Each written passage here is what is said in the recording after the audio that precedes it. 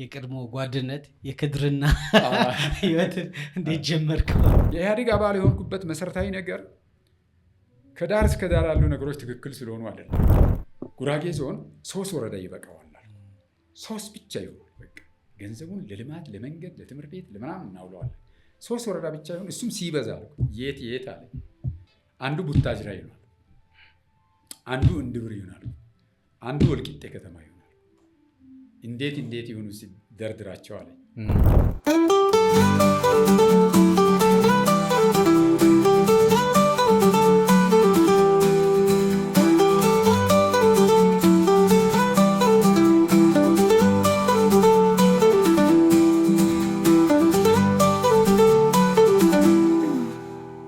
የቀድሞ ጓድነት የክድርና ህይወትን እንዴት ጀመርከው? ካድሬነቱ በዚህ ተጀመረ። እንደዚህ ሳታስበው ፖለቲካ ውስጥ ስትገባ አንድ ሰው አስቦ አቅዶ ፖለቲካ ውስጥ ይገባል። እኛ ግን እቺ ያው በህዝቡ ላይ ይደርስ የነበረ የመልካም አስተዳደር ችግር ጥያቄ ለማንሳት በሄድንበት መንገድ የፖለቲካ አቀንቃኝ ሆነን እዛ ውስጥ ሳታውቀው ነው የምትገባው። ትሰምጣለህና ገባን። ከዛ አመራር ተደረግን። የወረዳ እንግዲህ ድርጅቱንም እንድታይ ትንሽ የሆነ ግንዛቤ ያለው ሰው ነው አይደል? ከመሀል እንደዚህ የሚባለው ህዝቡ ሁሉ መርጦ አይደለም እኮ ፓርቲው አሳይን ያደርግሃል። አባል ሆንኩ። የኢህአዴግ አባል የሆንኩበት መሰረታዊ ነገር ከዳር እስከ ዳር ያሉ ነገሮች ትክክል ስለሆኑ አይደለም። በፖለቲካ ዓለም ፐርፌክሽን የለም፣ 100% የሚባል ነገር የለም። እንደ ነባራዊ ሁኔታ ነው የምትጫወተው። ኢህአዴግ ላይ ልዩነት አለኝ። በውስጥም ያው ልዩነቴን ሳንጸባርቅ ቆይቻለሁ። ልዩነቶች ነበሩ። በማይደፈር ቦታ አልደፍርም፣ በሚያመች ቦታ ልዩነቴ በተሰጠ መስመር ግን በሆነ ቦታ ላይ ግን ቅር የሚልህ ነገር ይዘህ ትሄዳለህ።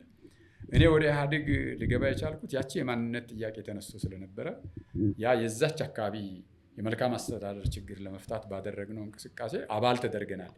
አባል ሆነህ የማትንቀሳቀስ ከሆነ ያ ጥያቄ ውጤታማ አታደርገውም። ቢኮዝ ተቃዋሚ ሆነህ ያ ውጤት ማምጣት ስለማትችል ስሙዝሊ ለመሄድ የተወሰነ እኛ አባል ሆነን አባል ከሆን በኋላ ወረዳው ሲወጣ የግድ ካለን እኛ አመራር ተደረግን። በዛ ጊዜ እኔም በመንግስት መዋቅር ውስጥ የትምህርት ጽሕፈት ቤት ኃላፊ ሆኜ ትምህርት መማር ስለነበረ ያው ኦን ኤንድ ኦፍ እየሆንኩ ትምህርት ጽሕፈት ቤትን መራሁ። ትምህርት ጽሕፈት ቤት ስመራ ቆይቼ እንደገና ጤናና ትምህርት አንድ ላይ አቅም ግንባታ ተብሎ እንትን ተደርጎ ነበርና እንደገና የወረዳው አቅም ግንባታ ጽሕፈት ቤት ኃላፊ ሆኜ ሰራው። ቀጥታ በቃ ወደ ፖለቲካው ገባን ማለት ነው። ከዚያ በኋላ በኢህአዴግ ውስጥ መሰንጠቅ ተፈጠረ። 95 አካባቢ መሰንጠቅ ከህወሓት መሰንጠቅ በኋላ ከህወሓት ተሰነጠቀ። ተጋባበት ኢህአዴግም ላይ በቃ ህወሓት ጋር መሰንጠቅ ሲፈጠር 95-94 ወደ ስንጣቆ ሲሄዱ ሌሎች ከላይ ያሉ ስንጠቃ ውስጥ የነበሩ ጓዶቻችን ያው በየወረዳው ይህን ዓላማቸውን ማውረድ ስለነበረባቸው ትንሽ እንደው በዛ ሰዓት የተሻለ እንቅስቃሴ ይኖረዋል ብሎ የሚያስቡት ሰው ለራሳቸው እንደ ቡድን ሰብስበዋል። ከነዛ ሰዎች ውስጥ አንዱ እኔ ነኝ። እኔም እዛ ውስጥ ከተቱኝና ሀሳቡ እኔና አበጀ የሚባል ጓደኛ ያለ ሁለታችን እዛ ውስጥ ተስበን ጉራጌ ቻሃ ላይ ተጠርተን መጥተን 2 ጓዶች ስማቸውን ማንሳት አያስፈልግም ይህን ኦሪንቴሽን ሊሰጡን ጠሩ። ህወሓት ውስጥ የተፈጠረው ነገር ማለት ነው። እንዲህ እናደርጋለን፣ ደቡብ ውስጥ ወስደን ታጭቀናል፣ እንደዚህ የታጨቅነው በዚህ ምክንያት ነው። ስለዚህ ጉራጌ ሊጠቀም የሚችለው የራሱ ክልል እንዲህ ሲያወጣ ነው። አሁን ያለው ሁኔታ አስተሳሰብ ያለ በዚህ ጎራ የራሳቸው እንዲያዙ የሚል ያው እንደ ኢንፎርሜሽን ወደ እውቀት ያልደረሰ ግን እንደ መረጃ የሚሆን ነገር ተሰጥቶን እንዲህ አይነት ነገር አለ ስትፈለጉ ትመጣላችሁ ተባል። በሞተር ነበር የመጣ ነው። ይህ ነገር አልገባንም፣ ገባን እያል በሞተር ተቀምጠን ሄድን። እኛ ወደ እንደገኝ ተመለስ። ከዛ ወዲያው መለስ ነቃ። ስንጠቃው እስከታች እንደወረደ ሲታወቅ እዚህ ውስጥ ተሆና የነበሩ ሰዎች በሙሉ የግምገማ መድረክ ተፈጥሮ ከላይ ጀምሮ መያዝ ተጀመረ። ደቡብ ላይ ተጠራን። እኛም አባዱላ ነበረ መድረኩ የያዘውና እኛም ገባን። ለካ ለዚህ ነበር እንደ ያልን። እዛ ከገባን በኋላ እዛ እነ በረከትም መጡ። መድረኩን በረከትና አባዱላ ከመሩት በኋላ በረከት ወደ ኋላ ተመለሰ። በጣም አደገኛ ወቅት ስለነበረ አባዱላ መድረኩ እስከ መጨረሻ መራው። ወደ ግምገማ ገባን። ወደ ግምገማ ስንገባ እንግዲህ እኛ ተፈርጆ ነው ከኢህአዴግ ጋር መቀጠል ያለበት ይሄን የሚያሟላ ነው። ከኢህአዴግ ውስጥ መውጣት ያለበት ይሄ ጉድለት ያለበት ነው። ይሄ አስተሳሰብ የያዘ ሰው በአስተሳሰብም በተግባርም መውጣት አለበት የሚል ነገር ተቀምጦ እኛ እንግዲህ ቶፕ አመራሮች ይሄ ስላስቀመጡ እኛ ደግሞ እንደዚህ ነገር አይገባህም እና ወደ ግምገማ ተገባንና መቼ ነው ይሄ የሆነው? 95 አንድ ወር ሙሉ ነው ሐዋሳ የቆየነው የክልሉ አመራር በሙሉ ከወረዳ ጀምሮ። ስለዚህ እኛ በተወሰነ ወረዳ 3 ወረዳዎች አንድ ቦታ ተሰጥቶ አንድ ጓድ ነበረ ካይዳኪ ገዛኝ የሚባል አሁንም አለ። እሱ ያዘው የኛ መድረክ እና ያው እኔ እዛ መድረክ ውስጥ እንደ ጉራጌ ቀንደኛ ነኝ። ቀንደኛ ተብዬ የምወሰደው እኔ ነኝ። አክቲቪቲም ትንሽ ፈጣን ዞንም መድረክ ላይ ሲኖር ምተቸውን እተቻለሁ። መምህር ነህ አይደል? ነፃ ነህ ከምናምን የተገናኘ ነገር ስለሌለ የታየ ነገር በድፍረት ትናገራለህ። እንናገር ነበረ ብዙዎቻችን። ከዛ ውስጥ አሁን እዛ መድረክ ከነበሩት በተለይ እንደገኝ ወረዳ ደግሞ አንዱ እኔ ተደርጌ ነው የምወሰደው። አመራር ያበላሽም ከሆነ አገዘ ነው የሚያበላሸው ነው የሚባለው። ጠንክሮም የሚወጡ ከሆነ አገዘ ነው የሚያጠናክረው የሚል ነገር ኢሜጁ አላቸው። መድረኩ ላይ እኔ ትምህርት እማር ስለነበረ ያኔ ኮሌጅ ላይ ትምህርቴን እየተማር ስለነበር ከዛ መጥቼ ነው ግምገማው ላይ የተሳተፍኩትና ፈተና ደርሶ ስለነበረ ወደ ፈተና መመለስ ስለነበረብኝ አሳውቄ ለካይዳኪ ፈተና አለብኝ ግምገማውን ቀድሜ ገመገም ብዬ አስያዝኩ። እስቲ ትምህርት ቤት ያላችሁ ተባለ። አለን አንድ 5-6 የምንሆን ልጆች አሉ ከተለያዩ ወረዳዎች ነበሩና ተያዝን። ከዛ ለእኔ ቅድሚያ ተሰጠኝና ወጣ። ውርጅብኙ በሙሉ በእኔ ሊወርድ እኮ ነው የተጠራቀመ ሁሉም በእኔ ይወርዳል። አንደኛ የመጀመሪያ ተገምጋሚ ስለሆን መዓት ነገር ነው። እኔ ደግሞ እዛ ከሀዲያም በኩል አስገንጣይ ነኝ። ከነዛ አካባቢዎች ወደ ጉራጌ ትግሉን በመምራት ከሚመሩ ሰዎች አንዱ በመሆነ ይታወቃል። ከዚህ ከጉራጌም በኩል ይሄ ወረዳ ሲወጣ ከእነሞር ወረዳ መሆን አለበት ብዬ ፊት ለፊት ስታገል ነበርኩ እኔ ስለነበር በቃ አንዱ እኔ ተይዣለሁ። ሌላም ሰው አለ ከኔ ጋር ሌሎችም አሉ በዚህ የሚፈረጁ አሉና እኔ መድረኩን ይዤ በነፃነት እኔ በዚህ ስርዓት ውስጥ ያው ጠንካራ ጎን ይሄ ጠንካራ የምለው ብዙም ነገር የለኝም። እስካሁን ብዙም አልገባውም። እኔ መምህር ነበር። በመምህርነቴ በእርግጥ አስተምራለሁ፣ ትምህርት ቤት እመራለሁ። ሌላ ነገር የለም። ወደ ፖለቲካ ከመጣሁ በኋላ ብዙም እንደዚህ የማውቃቸው ደካማ ጎኖች የሉኝም ምናምን ብዬ ጠንካራ ጎኖች ብዙም ባይኖርኝም እኔም የሰራሁትም ነገር የለም ብዬ ደፈንኩና ዝም አልኩ። ከዛ በኋላ ካድሬዎቹ ከኔ በፊት አስቀድሞ አመራር ሆነው የቆዩ አሉ። በቃ ይሄ የመገምገሚያ መንገድ የሚያውቁ አነሱ፣ ብዙ ነገር አነሱ። አላየም አሉ፣ ራሱን በደንብ አላየም አሉ። ይቅርብልኝ፣ የማያቸው ነገሮች አያለሁ። ተዝናንቼ ቁጭ አልኩ። መድረክ ላይ ነው የምትቀመጠው። ካይዳኪ በዚህ በኩል ትገመገማለህ፣ ላበላባወርደው ሁሉ ነገር ትባላለህ፣ ያልሆንከውም ትባላለህ። ተወረደብኝ በቃ እኔ ላይ። አሁን ጉራጌ ዞን ብዙ ወረዳዎች ወጥተዋል እና አሁን ይሄ ወረዳ እንዲወጣ ደግሞ አንድ ቁጥር ህዝቡን ያሳመጽከው የቀሰቀስከው አንተ ነህ። አሁንም ወረዳ እንዲሆን በጣም ትሰራለህ። ስለዚህ ይሄ ወረዳ አሁን ጉራጌ እንዲለማ ከተፈለገ መታጠፍ አለበት። ይህን ትላንት አውጥተሃል፣ አሁን እንዲመለስ ነው የሚፈለገው። መዋቅር በዝቷል፣ እንዲመለስ ስለሚፈልግ ይሄ ነገር አሁን አንተ እዛ ጎሳም ሁሉ እያነሱ እንደገና ላይ ጎሳ አለ አይደል? ሰፊ ጎሳ ምናምን ያ ጎሳ ደግሞ አንተ ከዚህ ጎሳ ነው የተወለድከው፣ እዛ አካባቢ እንደዚህ ታደርጋለህ። በቃ ማአት አንተ የማታውቀው ነገር ያነሳል።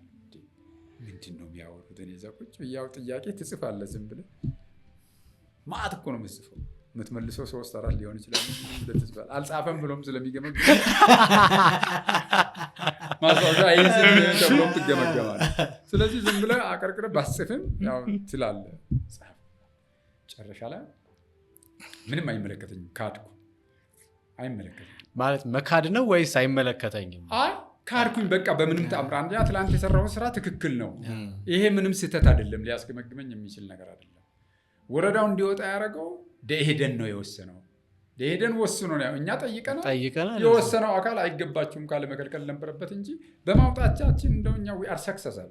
እኛ ሰክሰስ ነን። በጣም ደስተኛ መልስ አልመልስም፣ እኔ አልመልስም። የሰጠው ራሱ ቢፈልግ ይውሰድ እንጂ እኔ መልስ ብዬ ፒቲሽንም አልፈራረምም፣ አላስፈርምም አልኳል። ተባልኩ። በቃ ይሄ ነው የዚህ አይነት ሰው ነው አሉ። በቃ አንድ ጊዜ ልናገር አልኩ። ካይዳኪ 20 ደቂቃ ብቻ ፍቀድልኛል። ወስነ ማለት 20 ደቂቃ ብቻ አሉ። እንዲህ ከሆነ ጉራጌ እንዲለማ ከተፈለገ አልኩ፣ ጉራጌ እንዲለማ ከተፈለገ መዋቅራችን እንቀንስ ከተባለ እኔ አንድ ፕሮፖዛል አለኝ። ይሄ ፕሮፖዛል በዚህ ቤት ጸድቆ በሚመለከተው የሚጸድቅ ከሆነ እኔ እጄን አሁን እሰጣለሁ፣ አንገቴንም እሰጣለሁ፣ እንዲሳካም አደርጋለሁ፣ እንዲሳካ እሰራለሁ። ምንድን ነው ተናገር አለኝ። ጉራጌ ዞን 3 ወረዳ ይበቃዋል አልኩ። 3 ብቻ ይሁን በቃ ገንዘቡን ለልማት ለመንገድ ለትምህርት ቤት ለምናምን እናውለዋለን። 3 ወረዳ ብቻ ይሁን፣ እሱም ሲበዛ አልኩ። የት አለኝ። ቦታ እኔ ልሰይም ወይ ካይዳክ ሲለው አዎ እስቲ እንደው የት ቢሆን ያ አስተሳሰቤን ሊገመገም ነው እሱ። እኔ ግን ያው ጀንትሎኝ አንዱ ቡታጅራ ይሆናል፣ አንዱ እንድብር ይሆናል፣ አንዱ ወልቂጤ ከተማ ይሆናል። እንዴት ይሁኑ ሲደርድራቸው አለኝ። በምስራቅ በኩል ያሉት መስቃን፣ ሶዶ እነዚህ ገደባኖም አስፈላጊ ከሆነ እዛ ይሄድና አንዱ ወረዳ ይሁኑ። ማአት በአስተዳደራዊ ኢሹ የሚወጣ ወጪ እናድንና ልማት እንስራ። በዚህ በምዕራብ በኩል ያሉት ደግሞ ወልቂጤ ይሁንና አቤዥጌ፣ ኢዣ፣ ሙርና አክሊል እነዚህ ቀቤና እዛ ከጎሮ ይባል ነበር ያን እየተከፋፈሉ ነው። እነሱ አንድ ላይ ሆኑና ማዕከላቸው ወልቂጤ ያርጉ። በጣም ብዙ ብር አድነዋል ማለት ነው። ብዙ ስራ ብዙ ትምህርት ቤት ይሰራል። የተቀረንኛ ጉመር፣ ጌታ፣ እንደጋ፣ ኢኔሞር ቻ አንድ ላይ እንድብር ይሆናሉ። ይሄ በጣም ጥሩ ፕሮፖዛል ይመስለኛል። እዛ አካባቢ የሚታይ ነገር ካለ ደግመን ግን 3 ይሁኑ አልኩና አጠቃላይ አቋም የምትስማማ ከሆነ አንገቴ እስከሚታረው ህዝቡ እስከ ብቻ ይሰራሉ። ማትስማማ ከሆነ ደግሞ ወረዳው አይሄድም አይደበልም በሚለው እስከ መጨረሻ ምን ትላለህ ተባለ። ሌሎች ማአት የተጠየቁት አለ እኮ እሱ ማአት መልሻለሁ። ስለዚህ አንተ የራስን አጀንዳ ሰጣቸው በቃ። ከዛ በኋላ ድምጽ ይሰጥ ተባለ። ድምጽ ይሰጥ በድምጽ ነው። ABC የሚባል ነገር አለ። ከፍተኛ አቅም በቃ አላል ለሌላ ቦታ የሚታጭ ሰው ኤ ነው የሚሰጠው። በአስተሳሰቡ በፖለቲካ እንትኑ ኃላፊነት አሳይሜንት የሚሰጠው ሲባል ይሄማ በግልጽ ነው የታገለው፣ እውነተኛ ትግል ነው ያደረገው አሉና ኤ ሰጡ። አመስግኜ በጣም ያልገባኝ ነገር አለ። አመሰገንኩና ካድሬዎችን አመሰገንኩና ነገር ግን እኔ ብዙ በፖለቲካ ውስጥ ያልገባኝ ነገር ስላለ አስባለሁ፣ ተቀብያለሁ ግን አስባለሁ አልኩና ወረድኩ። ከዛ እኔ ፈተናዬ ልጨርስ አልኩና የሆነ በጣም መጥፎ አንድ ጌታቸው የሚባል የጂኦግራፊ አስተማሪ ነበር። በጣም ፈተናው አስቸጋሪ ነው። እኔ እዚሁም ቁጭ ብዬ ፈተናውን ነው የማስበው ምን አዘጋጅተው እንደሆነ እዛ ነበረ። ሄድኩኝ ወደ ፈተና። የት ነበር የምትማረው? እዛው ሐዋሳ ሄድኩኝ ወደ ፈተና ሄድ። እሱን ጨርሼ በ3ኛ ቀን መጣሁ። እኔ እስከምመጣ ሌሎችም ተገምግመው ያው ሲም ምንም የተሰጣቸው አሉ ይወጣሉ። መጣ ሁኔታው ሲጠይቅ ግሏል ተባልኩ። አሁን ቁጭ ብያየው እንደገና ፈተና አለኝ ሊሄድ ነው። ያው ለፈተና ተፈቅዶልናል። እንደዚህ እያልኩ መሀል ደረሰ። እየወጣሁም እየገባሁም ፈተናውን ጨረስን። እየተፈተንም በቀን 2ም እንደዚህ ያጋጥማል አይደል? እየተፈተን መጣን። ወደ መጨረሻ ግምገማው እያለቀ ሄደ። መጨረሻ ሲሆን ይህ የሚሆነው ነገር አየሁና እጄን አነሳው ለካይዳኪ። እኔ ፖለቲካው ላይ ያልገባኝ ነገር አለ ብማር ባቅ። እኔ ዘልዬ ነው የገባሁት ፖለቲካ ውስጥና ዘልዬ ስለገባ የተወሰነ ጊዜ ወደ መምህርነቴ ብመለስና ትምህርቴም እየተማርኩ ስለሆነ ወደ መምህርነቴ ብመለስና መንግስትን በዛ በኩል ባግዝ ከዚህ ከአመራርነቱ በወጣት ልዩ ነገር መጣ ተባልኩና ልዩ ነገር አለ ተባለ። አስተያየት ስጡበት ተባለ። እንደገና ወረዱብኝ። ቅድም እልህ ያለባቸው ሰዎች ድሮም ሳይዘጋጅ ነው የገባው። እንደዚህ ነው ማአት ልውጣም ስትል መከራ ነው። ከዛ እኔ የእነሱን ሀሳብ ሰማሁና ገፋው። አልቀጥልም። እኔ አስቤ ልምጣ፣ ልውጣ፣ መምህርነቴን ልስራ፣ በሚመጥነኝ ቦታ ልመደብ፣ የሆነ ሀሳብ በዚህ መንገድ እንትን ስል መጨረሻ በሱ ፍላጎት ይሁን ተባለና ተወሰነልኝ። ወጣሁ ወደ አስተማሪነት ሲሄድ ያ ካድሬዎቹ የነካካኋቸው ነበሩ። ዝም ብሎ በቃ አጉል ቦታ ሊመድቡኝም ፈለጉ። አይሆንም ዝም ብዬማ መቼ መደብላቸዋለሁ። ደግሞ በቅርብ ቦታ ሊከታተሉኝ ፈለጉ። ያው የካድሬ ነገር አለ። በቅርብ ይዞ እኔን ሊከታተሉ ህዝቡ ውስጥ የሆነ ነገር ያስነሳል የሚል ነገር አላቸው። ያው ሰራሁ ዝም ብዬ። አንድ ትምህርት ቤት ርዕሰ መምህር አድርገው መደቡኝ። መለስተኛ ነው። እዛ እየሰራሁ 97 ምርጫ መጣ። መልሶ ያመጡኝ በ97 ፖለቲካ ውስጥ በደንብ የገባሁት ከዛ በኋላ 97 ምርጫ ከመጣ በኋላ አገር ቀውሰው ነው። አሁን እኔ ውጭ ከሆንኩ የቅንጅት ደጋፊ ሊሆን ነው ወይ የሆነ ኃይል ሊደግፍ ነው፣ የሆነ ቦታ ይዤባቸው ሊሄድ ነው። እኔ ተጋበዝኩ። ጠሩኝና ከትምህርት ቤት ሌላ ጊዜ እኮ ለስብሰባ አይደለም አይኔንም ሊያዩ አይፈልጉም። እኔ ነፃ የሆነ ስራዬን ነው የምሰራው። ተጠራውና አግዝ ተባልኩ። ምን ላግዝ አልኩኝ። ኢህአዴግ ስርዓት ላይ የምወደው ነገር አለ፣ ግን መነካካት አለ፣ መጠላለፍ አለ። ይሄ ነገር እኔ ባለፈውም የወጣሁት በዚህ ምክንያት ትነካከሳላችሁ። ይሄ ተማምነህ እንድሰራ አያረግም። ኢህአዴግ ላይ እንደገኝ ተጠቅመዋል። ጉራጌም ከበፊት ጨቦና ጉራጌ አውራጃ ላይ ነበር፣ ብዙ ነገር አልነበረውም። አሁን ሳይ ትምህርት ቤቶች፣ መንገዶች፣ አንዳንድ ነገር እየተሰሩ ነው። እንደ ሀገር የሚጎዳው ቢኖርም እንደ ማህበረሰብ ደግሞ አንዳንድ መሰረተ ልማት እያገኘ ነው። በተለይ እንደገኝ ደግሞ እየተጠቀመ ነው። ሃይስኩል ያልነበረው ወረዳ ሃይስኩል ፈጥረናል። በአት መለስተኛ ደግሞ እኔ ትምህርት ጽሕፈት ቤት ሲሆን በርካቶችን መለስተኛ አድርጌ ከፍቻለሁ። መለስተኛ እኮ የለም አንድ ብቻ ነበር። ወደ 6 ነው 7 መለስተኛ ከፍቻለሁ። አደራጅቼ መምህር ቀጥሬ ከወረዳ አስተዳደር ጋር ተናበን በጀት መደበልን፣ መምህር ቀጥረን ከፍተናል። ብዙ መንገድም እየተሰራ ነው።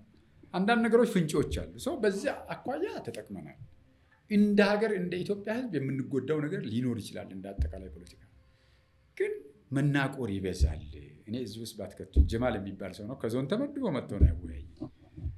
አግዝ በቃ አሁን ኢህአዴግ ልማት ውስጥ ገብተዋል፣ ትርፍ ማምረት ጀምሯል፣ እንደዚህ ገብተዋል። ስለዚህ አሁን ብታግዝ ጥሩ ነው። አሁን እንደገና ሌላ ፓርቲ አሸንፎ ቢወጣ እንደገና ወደኋላ ተመልሰን ሀገሪቱን እንደገና ከዜሮ ነው የምትነሳው። ስለዚህ በዚህ ሰዓት ቀጣ ኢህአዴግ እንዳፈልገው ይሁን አለኝ።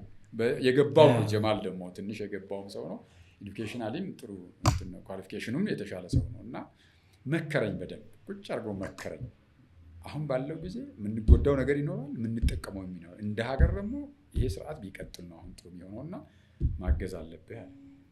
እሺ አግዛለሁ ጀማል፣ እኔ አንተን ስለምወድህ አግዛለሁ።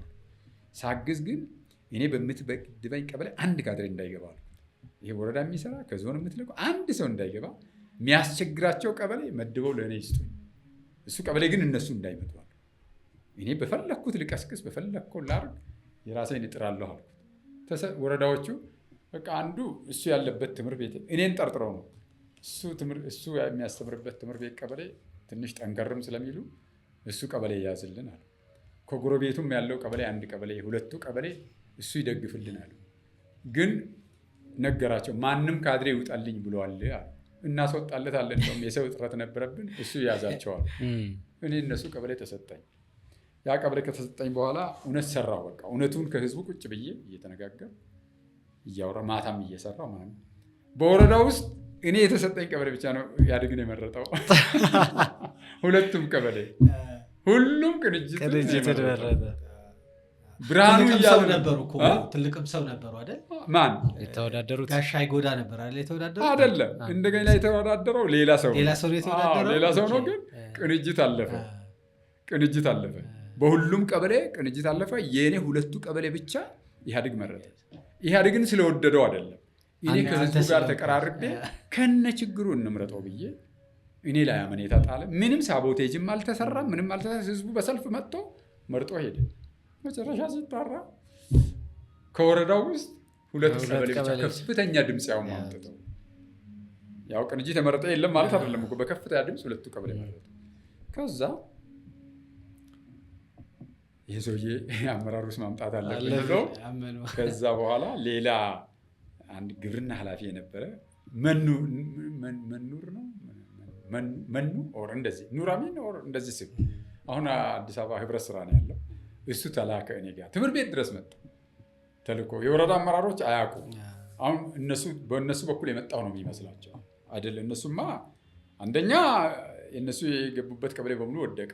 ይህ ነው ያለፈው። ሰረኩ እንዳይባል የቅንጅት ኃይለኛ ታዛቢዎች እዚህ ቁጭ ብለዋል። የሁሉም የበየነ ጴጥሮስ ታዛቢ አለ። በየነ ጴጥሮስ ህብረት አለ። ያኔ በጣም እንትን ነው። ስለዚህ እሱ ትምህርት ቤት ድረስ እርሻማ ያለው ብሎ ቀበሌ ገብቶ እኔ ጋር ቢሮ መጣና አሁን አመራር ውስጥ ትገባለህ። ለጊዜው አመራር ውስጥ ከመግባት በፊት አሁን ስልጠናዎች ስላሉ ክረምት ስልጠናት ክረምት መጥቶ ነበር። ክረምት አዋሳ ስልጠና ይሄ የዩኒቨርሲቲ ተማሪዎች ሁሉ የሚገቡበት ጊዜ ስለነበረ ከዩኒቨርሲቲ ተማሪዎች ጋር ትገባለህ፣ ስልጠና ትገባለህ አለኝ። ኦፍኮርስ ትምህርት አለብኝ። እሱን እንዴት አደርጋለሁ? በእርግጥ አዋሳ ነው የምማረው፣ ያልጨረስኩት ኮርስ አለ፣ እሱ አለብኝ ስለው እዛ እየነገርክ እየወጣ ትጨርሳለህ አለኝ። ዶክተር ገዛኸኝ የሚባል አለ። ሁለታችንም ተላክን ከወረዳ እዛ ሰልጥነን ወጣን። ከዩኒቨርሲቲ ተማሪዎች ጋር ዱላ ቀረሽ ዱላ ቀረ አንሰለጥንም ብለው ይወጣሉ። መጽሐፉን ቀዶ ይጥላሉ። እኛ ደግሞ ትንሻው በሰልም ስላል መጽሐፍ አንቀድም፣ ግን እንከራከራለን። ከአሰልጣኞች ጋር እንከራከራለን። በረከትን የያዘው መድረክ እንከራከራለን። በበረከት መድረክ እኔ በጣም ጀኒን የሆኑ ጥያቄዎች ያነሳሉ። ስልጠናው መድረክ ከእኔ ጋር ያሉ የጉራጌ አካባቢ ልጆች በብዛት አሉ። ጀኒን ጥያቄ ነው የምናነሳው። በጣም ጠንከር ያሉ ነገሮች ተዘጋጅተን ገብተን፣ እሱ ግን በትህትና በቃ ያስረዳናል። በረከት አደንቆ መልሶ አባል አድርጎ አወጣ። ፎርም እዛ ሞላን ስልጠናው ስንጨርስ። ከዛ አሰልጣኝ ተደረግን። እንደውም እኔና ዶክተር አሰልጣኝ ያደረጉን። ከዛ ተዟዝሮን እያሰለጠንን በቃ አንዳንዱን በጓደኝነትም እንትን አባል ማሰብሰብ ነበር ያኔ። አባል ተራቆታ ያለ አባል እያደራጀን በዚህ ሁኔታ መጣን። ወረዳ ላይ ትምህርት ጽሕፈት ቤት 1-2 ዓመት ከሰራ በኋላ ቀጥታ ዞን መጣ። ዞን ተሳብኩ። ከዛ በኋላ በጣም የለየልኝ ካድሬ ሆንኩ።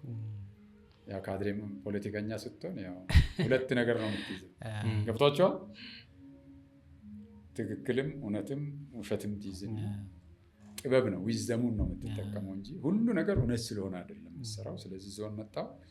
ዞን ላይ መጀመሪያ ምክር ቤት ጸሐፊ ሆኜ መጣሁና 1-2 ወር ከሰራሁ በኋላ ፓርቲ ላይ ሆንኩ። ፓርቲ ላይ ተቀመጥኩኝ። ፓርቲ ላይ 1 ዓመት ከሰራሁ በኋላ አማካሪ ሆኜ ፓርቲ ድርጅት የምንለው አለ እዛ ሆንኩ። ፖለቲካ ዘርፍ ላይ ሆንኩ። ከዛ ወጣቶችና ስፖርት መምሪያ ጉራጌ ዞን ሰራው። በጣም ወደው ዲፓርትመንትም ስለነበረ እሱ ላይ በጣም ሰክሰስ ውጤታማ ነበር። ጉራጌ ዞን ወጣቶችና ስፖርት መምሪያ ኃላፊ ሆኜ 2 ዓመት ተኩል ስሰራ ብዙ አትሌቶች እንዲወጡ አድርጌያለሁ። ያው እኔን አያውቁኝም እንጂ ብዙዎቹ አሁንም እየሮጡ ያሉት የዛኔ ውጤቶች ናቸው። ብዙ በተለይም የስፖርቱ መስክ በጣም በቃ ማግኒፋይ አድርገን አወጣ ነው። እግር ኳስም ለመጀመሪያ ጊዜ በክልሉ ዋንጫ የወሰደው ያኔ ነው።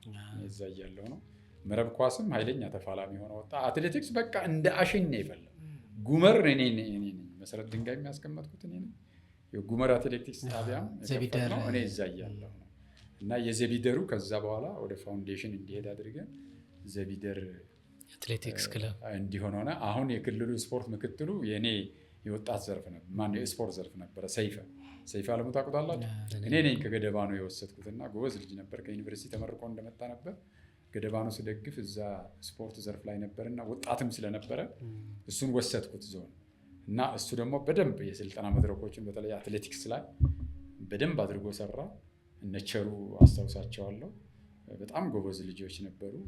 እነ መስፍን በጣም ጎበዝ ልጆች ነበሩና ጉራጌ ዞን ላይ በቃ በስፖርት ፍላጎቴ የምፈልገው ፓርት ላይ ስለነበረ በደንብ በወጣት ዘርፍ በኢኮኖሚም ላይ በርካታ ስራዎች ሰርተናል።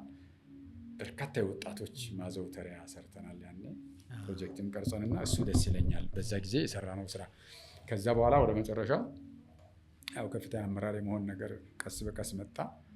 አንተም እየተረጋጋ ስትመጣ የዞኑ ምክር ቤት አፈጉባኤ ሆኜ 5 ዓመት አፈጉባኤ ሆኜ ሰርቻለሁ። አፈጉባኤም ሆኜ በሰራሁ ጊዜ ምክር ቤቱ በጣም ጥርስ የነበረው ነበር። አስፈጻሚን በጣም በቃ ወጥሮ ነው የሚይዘው። ያው እኔ በድርጅት እገመገማለሁ በጊዜ ምክር ቤቱን እንደዚህ አንበሳ አድርገዋል፣ ተቆጣጣሪ አድርገዋል ተብዬ ብዙ ጊዜ በድርጅት መድረክ ይገመግሙኛል። አንሱኝ በቃ እኔ በዚህ መንገድ ካልሰራው ከድርጅት አንሱኝ ነው የምለው። በግልጽ ነው የማቀርበው። ግን መሆን ያለበት እኮ ጠንካራ ምክር ቤት ነው አይደል? በጣም ጠንካራ ምክር ቤት ነው የፈጠርነው። ጉራጌ ዞን ምክር ቤት በዛ ጊዜ የነበረው አቅም በሀገር ደረጃ ለጉብኝት ነው የሚመረጠው። አማራ ምክር ቤት መጥተዋል እኛ ጋር ለልምድ። የክልሉ ምክር ቤት የክልሉ ምክር ቤት ጉራጌ ዞን ሄዶ የልምድ ልውውጥ አድርጓል። ድሬዳዋ ምክር ቤት መጥተዋል። የአዲስ አበባ ምክር ቤት ሄደዋል። ሌሎች ዞኖችማ በሽ ነው። እኛ በተከታታይ የዋንጫ ተሸላሚ ነን በክልሉ። ያው ትልልቁ ዋንጫዎች ጉራጌ ዞን ነው። እንደው አንድ ጊዜ ብቻ ነው ሁለተኛ የሆን ነው እንጂ በ5 ዓመት ቆይታዬ 1 ዓመት ብቻ ሲዳማው ወሰደ እንጂ እኛ 4ቱም ዓመት ዋንጫውን እኛ ነው የወሰድነው። ምክር ቤቱ በጣም ጠንካራ ቋሚ ኮሚቴ የነበረው፣ አስፈጻሚውን የሚያርበደብት፣ የተሰሩ ስራዎች ወርዶ የሚለቅም፣ ለአስፈጻሚው የጀርባ አጥንት የሆነ ምክር ቤት ነበር ማለት እችላለሁ። የምክር ቤቱን ህንፃ የሰራ ነው ያኔ። ህንፃ አለው፣ ትልቅ ህንፃ አለው። እሱንም ህንፃ ሰርተናል። ወረዳዎችም በዛው መልክ እንዲመጡ ሰርተናል። ደስ ይለኛል ያ ስራ በመስራት። ፖለቲካ ፓርቱ ብቻ ሳይሆን የተቆጣጣሪነት ሚና፣ የመንግስትነት ሚና አንዱን ክንፍ ወስደን በደንብ መሬት እንዲወርድ በተቻለን አቅም ማለት ነው። ፖለቲካው እንዳለ ሆኖ እሱን መሬት እንዲወርድ ጥረት አድርገን የሰራንበት መንገድ ብዙ ጊዜ ደስ ይለኛል። እኔ አንተ አታውቀኝም እንጂ እኔ እዛኔ ወልቂጤ ኤፍኤም ነበር የምሰራው እና የአየር ሰዓት ገዝተን ነበር እና ይሄ ስለ ፖለቲካ ስለ ገጠር ህይወት ምናምን እና የሚወሩት ተርሞች ምናምን በጣም ይገርመኝ ነበር። እኔ ከዩኒቨርሲቲ እንደወጣሁ ነበር እዛ የገባሁትና አብዛኛው ይሄ ጉራጌ አካባቢዎች እናንተም ይሄ ለልምድ ልውውጥ ወደ ተለያየ አካባቢዎች ሲሄዱ ከዛ ከጉራጌ ዞን ውጭ ያሉ አካባቢዎች ይሄድ ነበር ኩስ እያልኩኝ ከኋላ በጣም በቃ እና ይገርመኛል ይሄ ፖለቲክስ ስለሚባለው ነገር ወጣቶች በተለይ ሴቶች ምናምን ያነሷቸው የነበሩ ጥያቄዎች ፖለቲካ ከግብርና ጋር እንዴት እንደሚገናኝ ምን እንደሚሰራ ምናምን ያየሁት ያኔ ነበርና በጣም ይገርመኝ ነበር። የአየር ሰዓት ነበረን የአየር ሰዓት ይዘን በቃ ምክር ቤቶች እንዲያነሱ ሰው ጥያቄ እንዲጠይቅ አስፈጻሚዎች ቀርበው እዛ ስቱዲዮ ላይ ምላሽ እንዲሰጡ እስከዛ ድረስ ሄደን ምክር ቤቶች እንደዚህ ቫይብራንት ቢሆኑ እኮ የሀገሪቱ ፖለቲካ ምንኛ ባደገ። ለአስፈጻሚው አካል የጀርባ አጥንት ናቸው። ጠንክረው ሲወጡ አስፈጻሚው ክፍተቱን ያገኛል፣ ቶሎ ይሞላል። ስለዚህ መልካም አስተዳደር ችግሮች የምትቀርፍበት መንገድ እንደዚህ አሁን የኛ ፓርላሜንታዊ ስርዓቱ ትንሽ አስቸጋሪ ስለሆነ ቅይጥ ነው። በህዝብ የሚመረጠው ሰው አስፈጻሚም ይሆናል፣ ምክር ቤትም ይገባና ትንሽ ፓራዶክስ ያደርጋል። ያ ነው እንጂ ችግሩ ተቆጣጣሪው ራሱ የቻለ ቢሆን ምክር ቤቱ በቃ ራሱ ክንፉ ይዞ ቢሄድ፣ አስፈጻሚው ራሱ ዊንግ ይዞ ቢሄድ አገር ትለማለች። ምክንያቱም ባላንስ ትሰራለች።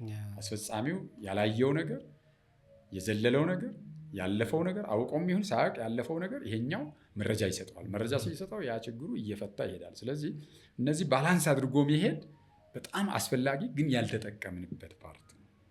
ሁሉም አስፈጻሚ ሆኖ ይቀመጥና ሁሉም ምላሽ ሰጪ ነው የሚሆነው።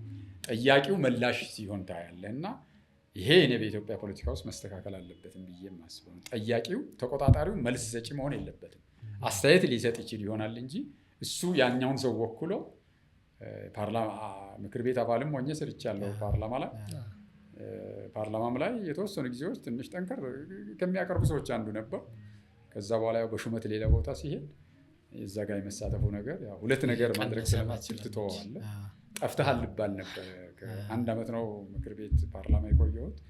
የህግ ፍትህና አስተዳደር ጉዳዮች ቋሚ ኮሚቴ ሆኜ 1 ዓመት ቆይቻለሁ። ከዛ በሹመት ሌላ ቦታ ከሄድክ በኋላ አታነሳም። አስፈጻሚ ሆነሃልና እዛ ገብተህ እንደገና ራሱ አስፈጻሚ ሆነ ለአስፈጻሚው ጥያቄ ስለማታነሳ ተው ነው። ከዛ በኋላ ብዙ ሰዎች ጠፍተዋል አገዘ ምናምን ይባል ነበር ፓርላማ ውስጥ ብዙም ጊዜ አትገኝ። መቼ ነበር ወደ ፓርላማ የገባው? ፓርላማ የገባሁት በ2007 ምርጫ 2008 ላይ ነው። 2008 የገባሁትና 5 ዓመት በውክልና ቆይቻለሁ። ሌላ ቦታ ተሾሜም ብሰራ ፓርላማ እገባለሁ። ፓርላማ የሚደረጉ ህጎች ሲወጡ ትገባለህ፣ ድምፅህን ትሰጣለህ። ከባድ የፓርላማ አመት የነበረበት ነበር የኢትዮጵያ ለውጥ። የ2009 ለውጥ የጀመረበት ያዋለደ ነው። ምን አይነት ገጽታ ነበረው? እስኪ ዛን ያስታውስ። ፓርላማው ነው ያዋለደው ወይስ እንዴት መሰለ? ያኔ እንዴት በገልጸው ነው ጥሩ የሚሆነው? ውስጡ ንቅናቄ በህዝብ ውስጥ ነበር። እኔ ደግሞ የነበርኩበት ተሾሜ የነበርኩበት መስሪያ ቤት መረጃ ነበረኝ። የት ነበርክ ያኔ? የክልል ውጭ አደረጃጀት ላይ ሆኜ ድርጅትና ፖለቲካ ላይ ድርጅት ውስጥ ማለት ነው። ድርጅት ውስጥ ነበርኩና መረጃ አገኝ ነበር። የህዝቡ እንቅስቃሴ ይሄ ነን ፎርማል ግሩፕስ የሚያደርጉት እንቅስቃሴ በሙሉ መረጃ ነበረኝ አውቃለሁ። በሀገር ደረጃ ብዙ ቦታ እንዟዟር ስለነበረ እነዚህ 5 ዓመት በኢትዮጵያ ውስጥ እኔ ያልሄድኩበት ቦታ የለም። ሁሉም ቦታ እግሬ ደርሰዋል። ስራዎችን ለመከታተልም ችግሮችም ሲያጋጥሙ ችግሮች ለመፍታት ብዙ ቦታ ተንቀሳቅሰናል እና በፓርቲ ውስጥ ራሱ በኢህአዴግ ውስጥ ከፍተኛ የሀሳብ ልዩነት የተፈጠረበት ጊዜ ነው። 5 ዓመት ከፍተኛ ልዩነት የተፈጠረበት ማን እንደሆነ በማታውቅበት ደረጃ ነው የነበረው። ጥልቅ ተሐድሶ ተብሎ ሲኬድ የሚፈጠረው ነገር ያሳየ። ከውጭ ያለ ሰው ላይረዳው ይችላል፣ ውስጥ ያለ ሰው ያውቃል። አንድ ሊሰነጠቅ የሚችል ሊወለድ የሚችል ነገር እንዳለ ውስጥም ሆነ ታውቃለህ። ጥያቄው የህዝብ ጥያቄ ሆኖ ከግለሰብ ጥያቄ አልፎ ጥያቄዎቹ ህዝባዊ መልክ እየያዙ ሄደዋል። በዛ ሰዓት ኢንፎርማል ግሩፖች ደግሞ ይህንን በደንብ አድርጎ አግራቤት ያደረጉት ስለነበረ ይገፉት ስለነበረ በጣም በቃ እሳት ጊዜ ቢባል ያ ነው። ፓርላማው ያኔ ሚና ተጫውቷል። ትልቅ ኃላፊነት ወስዶ ተጫውቷል። አገር እንዳይተረማመስ በርካታ ነገሮች ሪስክ ወስዶ ሰርተዋል። ፓርላማ ውስጥ የነበረ አባላት በሙሉ የኢህአዴግን መንገድ በሙሉ ይደግፋል ማለት አይደለም። ሀገራዊ ኃላፊነት ሲለን የሚኖርብህ እንደዛ አይነት ቦታ ስትገባ ለሀገር ነው እንጂ የምታስበው ለሆነ ጥያቄ አታስብም። ይሄ ጥያቄ በዚህ መንገድ ከገፋ ሀገር ላይ ምን ይደርሳል የሚል ኃላፊነት ወስደህ ነው የምትሰራው። ቅር የሚልህ ነገር፣ ልዩነት የሚኖርህ ነገር ይኖራል። መሆን ያለበትም ብለህ የምታስባቸው ነገሮች አሉ። ግን እንደ ሀገር ያን ኃላፊነት አንተ ነው የምትወስደው። በድምፅህ የምታጸድቀው አንተ ነህ እና አንዳንዴ የምትቸገርባቸው ነገሮች አሉ። ያኔ ፓርላማው ብዙ ኃላፊነቶችን ወስደዋል እንዲረጋጋ ማለት ነው። ምክንያቱም በዛ ሰዓት ፓርላማው የሚመጡ ነገሮች አልቀበልም ቢል፣ የሚሆኑ ነገሮች አላጸድቅም ቢል ሶሪያ ነው የምትሆነው። የመን የደረሰባት ነገር ነው የሚደርስብህ። ያልገባኝ ለውጡን እያዋለደ ነበር ወይስ ያው የኢህአዴግን የፓርላማን ስርዓት ማለት የኢህአዴግን አስተዳደርን እየታደገ ነበር? ጥሩ። ምን ማለት መሰላችሁ? አሁን እስቲ ጋር በደንብ መያዝ ያለባችሁ፣ ብዙ ላልሄድበት እችላለሁ፣ ግን እንደው ዝም ብሎ ለእናንተ ለአድማጭም ለእናንተም የሚሆን ያኔ አጀንዳው ህዝባዊ ሆነዋል። ኢህአዴግ ላይ የህዝቡ ቅሬታ ማዕበል ሆኖ መጥተዋል። የመልካም አስተዳደር ችግር አለ፣ ጸረ ዲሞክራሲ አለ። ገብተዋል። ዝም ብሎ የሚታሰራል፣ ጥፍሮ የሚነቀላል፣ መዓት ነገር የሚሆናል። ይሄ በፓርቲ ውስጥ ያሉ ሰዎች አያውቁም ማለት አይደለም። ሁሉም ያደርጉታል ማለት ደግሞ አይደለም። አስፈጻሚው ነው የሚያደርገው። የፓርቲ አባል ሆኖ ሹመቱም ኖሮት ይህን የማያውቅ መረጃም የሌለው ሰው አለ። ይሄ እንዲሆን የማይፈልግ ሰው በጣም ብዙ ነው። በዚህ የተነሳ ነው ጥልቅ ተሃድሶ የተባለው። በውስጥ ያለው ካድሬ ከላይ እስከታች ፓወሩ የያዘው አካል የአስተሳሰብ ልዩነት ፈጥረዋል በውስጡ። ምክንያቱም ተግባሮች ሲቀመጡ ተግባር በሚፈለገው መንገድ አይሄድም፣ ይሰበራል። የሆነ ቦታ የጸጥታ ችግር ሲያጋጥም ይሄ ጸጥታ አደብ መያዝ አለበት ተብሎ ስምሪት ሲሰጥ ያ ነገር በትክክለኛ መንገድ አይፈጸምም። ይሄ ማለት ምልክት ነው። አያስፈጽምም። ምክንያቱም መንግስት ትልቁ ግዴታው ምንድን ነው? ሰላምን ማስጠበቅ ነው አይደል? የህዝቡን ሰላም ማስከበር ነው። ስለዚህ ያኔ እንደዚህ አይነት ፎርስ ሲፈጠር ይሄ ለምንድን ነው የተፈጠረው? አንደኛ ችግሩ ይፈታ ሲባል አመራሩ ያን ችግር አይፈታም። ለምን? ቅሬታ አለው። ይሄ ለውጥ እንዲመጣ ይፈልጋል ማለት ነው። በውስጡ ኃላፊነቱን እምቢ ማለት ጀመረ ማለት ነው። በውስጡ እምቢ በድምፅ አይልህም፣ በተግባር ማሳየት ጀመረ። በአስተሳሰብ ደረጃም የሀሳብ ልዩነት እየመጣ መጣ። ይሄ ነገር ለማምገል ተብሎ ሙስና በዛ፣ ንብረት ማካበት፣ አመራሩ ድሮ የማይነካው ነገር ንብረት ወደ ማካበት የተለያየ ነገር ውስጥ ገባ። ይሄ ማለት ሁሉም ሰው ይሰርቃል ማለት ነው። ሁሉም ሰው ይሰርቃል ሳይሆን ሁለትም ሰው ከሰረቁ በፓርቲ ውስጥ ተፈጸመ። ስለዚህ ፓርቲው ችግር አለበት ነው። ስለዚህ ኢህአዴግ እዚህ ችግር ውስጥ ወድቀዋል። ጸረ ዲሞክራሲ አለ፣ ሙስና አለ። ሙስና ካለ ደግሞ ኔትወርክድ ነው ማለት ነው። በኔትወርክ ነው የሚፈጸመው ማለት ነው። የመልካም አስተዳደር ኢሹ አለ። በየቦታ የመልካም አስተዳደር ጥያቄ አለ። ይሄ መፍታት እስካልቻለ ድረስ ፓርቲው ችግር አለበት ማለት ነው። ስለዚህ ፓርቲው ራሱን ማየት አለበት። ራሱን ለማየት ጥልቅ ተሃድሶ አለ፣ አልቻለውም። የጥልቅ ተሃድሶ አለ ቢልም ምንም ቢል ሙስናውን በዋነኛነት በአስተሳሰብ ብቻ ሳይሆን በተግባር የሚፈጽሙ ሰዎች እኔ ነኝ ማለት አልቻሉም። አንተ ነህ ብሎ ደፍሮ መናገር አልተቻለም። ፍርሃት አለ ማለት ነው። ለምን? ጸረ ዲሞክራሲ ስላለ አንተ የሆነ ነገር ካል ትገደል፣ ልትወገድም ትችላለህ። ቀላሉ ነገር ጥፍርህን ወይ እግርህን ልታጣ ትችላለህ። ተገልብጠህ ልትገረፍ ትችላለህ። ይህን ስለምትፈራ አትሄድም። የደረሰባቸው ደርሶባቸዋል። ፓርቲው በስብሰዋል ማለት ነው። ኢህአዴግ በስብሰዋል የሚባለው ለዚህ ነው። በውስጡ ያለው ችግር መፍታት አልቻለም ነው። የአመራር ኳሊቲውን መወጣት አልቻለም ነው። የህዝብ ጥያቄ መመለስ አልቻለም ነው። ሰላምን ማረጋገጥ አልቻለም ነው። ይሄ ከሆነ የህዝብ ማዕበል እየገነፈለ መጣ። ሲመጣ ቁንጮው ማን ነው? ሁለቱም ነው ያሉት። አሁን ህግ ተርጓሚ እንደሆን ተወውና በፖለቲካ ሳይድ ያሉትን እንያቸው። አስፈጻሚውና ፓርላማው ነው ያለው። ህግ አውጪውና አስፈጻሚው ነው ያለው። እነዚህ ሁለቱ በቃ ኃላፊነት ሊወስዱ ነው ማለት ነው።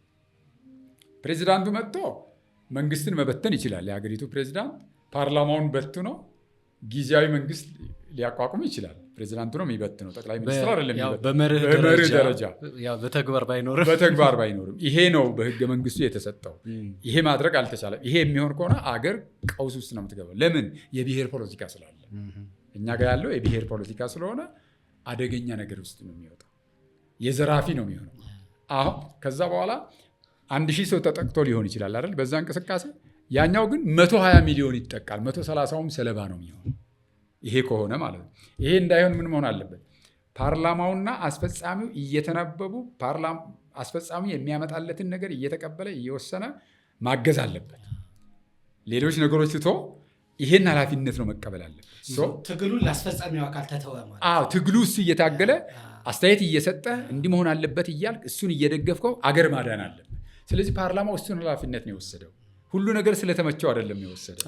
ግን እዚህ ጋር ጋሽ አገዘ የኢትዮጵያ ፓርላማ ያኔ የነበረው አክቹዋሊ አሁንም ሊባል ይችላል ከአስፈጻሚው የተሰጠውን ከማስተግበር ውጭ እንደው ሌላ አማራጭ ነበረው ወይ?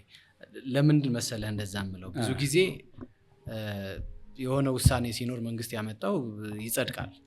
እንደውም የምክር ቤት ዜና ራሱ እኮ ስታይ ይጸድቅ በነገው ዕለት ይሄ አዋጅ ይጸድቃል ተብሎ ነው የሚጻፈው።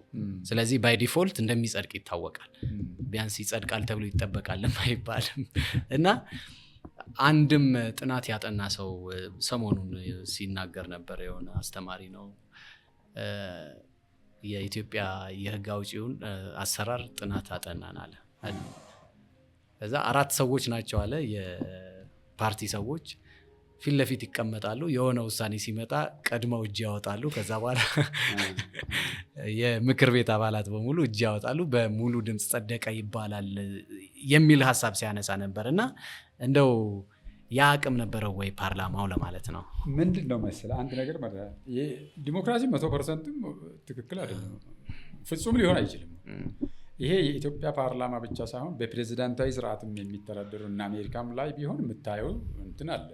ፓርቲያቸውን ወግነው የሚያደርጉት ነገር አለ። ሀገራቸውን ይዙና የነሱ የሚሻለው በሀገራቸው ጥቅም ላይ አይደራደሩም። የነሱ በሀገራቸው ጉዳይ ላይ አይደራደሩም። የኛ ፓርላሜንታዊ ስርዓት ስለሆነ ፓርቲ ፖለቲክስ ነው የኛ ኢትዮጵያ ውስጥ ያለውና እንደ ኢትዮጵያ ያሉ ሀገሮች ፓርቲ ፖለቲክስ ነው የሚያካሂዱትና ስትወዳደርም የፓርቲህን ዓላማ ነው ይዘህ ሄደህ የምትወዳደረው። ፓርቲዬ ቢመረጥ እንዲህ አደርጋለሁ ብሎ ነው የሚቀሰቅሰው አይደል? ቀጥሎ ብልጽግና የራሱ ፒላር የሆኑ ነገሮች ይለይና በሱ ነው የሚወዳደረው። ኤንድ ሌሎችም የሚመጡ ፓርቲዎች ያን ዓላማቸው ይዘው ህዝብ ጋር ሽጠው በሚያገኙት ድምፅ ነው የምክር ቤቱን ወንበር የሚያገኙት። ስትመጣ ለህገ መንግስቱና ለህሊና ይላል እንጂ ህገ መንግስቱ አንተ ስትመጣ ፓርቲ ፖለቲክስህን ይዘህ ነው የምትመጣው። እዚህ ስትመጣ ፓርቲ ሊያሰራው የሚችል ነገር ተቀብለህ ነው። አብዛኛው ጊዜ ፓርቲ ሊያሰራው የሚችል ነገር ተቀብለህ ታጸድቃለህ። ልዩነትህን ግን ታስቀምጥና መስተካከል ያለበት ነገር በፓርቲ መድረክ ትወያይና ትነጋገርና ትታገል ይሆናል። እዛ ወደ ውሳኔ ስትመጣ ግን ፓርቲው ያስቀመጠው ዳይሬክሽን፣ ምክንያቱም የተወዳደረበት ነው። ህዝብም ድምፅ የሰጠው ለዛ ዓላማ ነው የሰጠው። ለዛ ስለሆነ የፓርቲውን እንትን ተከትለህ ትሄዳለህ። ለዚህ ትገደዳለህ። ቢኮዝ አሁን የኢትዮጵያ ፓርላማ ላይ ስትገባ የብልጽግና አባላት አሉ፣ ሌሎች አባላት አሉ። ሀሳብ ላይ ብልጽግናው ስህተት ካለ አንስቶ አስተያየት መስጠት ይችላል። ስህተቱ ላይ መታረም አለበት የሚለው ነገር ሀሳቡን መስጠት ይችላል። መጨረሻ ድምፁ ሲሰጥ ግን የፓርቲውን መሰረት ያደርጋል። ስህተት ነው ብሎ እኮ ነው። ገባኝ እኮ ፓርቲው ሊያሰራው የሚችል የአትላንት ይዞ ህዝብ ውስጥ የሸጠውን አይዲያውን ሊያሳካበት የሚችል ነገር አሁን ግለሰቦች ለመበደል አለ። ፓርቲው ነገ የሚጠየቀውን በዚህ ስለሆነ ስለዚህ የምትደግፍበት ስሜት እንዳለ ይሄን መረዳት ነው። የገቡ ሰዎች ሁሉ ስህተት አያውቁም ለማለት አይደለም እዛ ያሉት፣ ወይ ደግሞ ሁሉም ነገር ከውስጣቸው ስለሆነ አይደለም እዛ ውስጥ የሚኖር ሰው።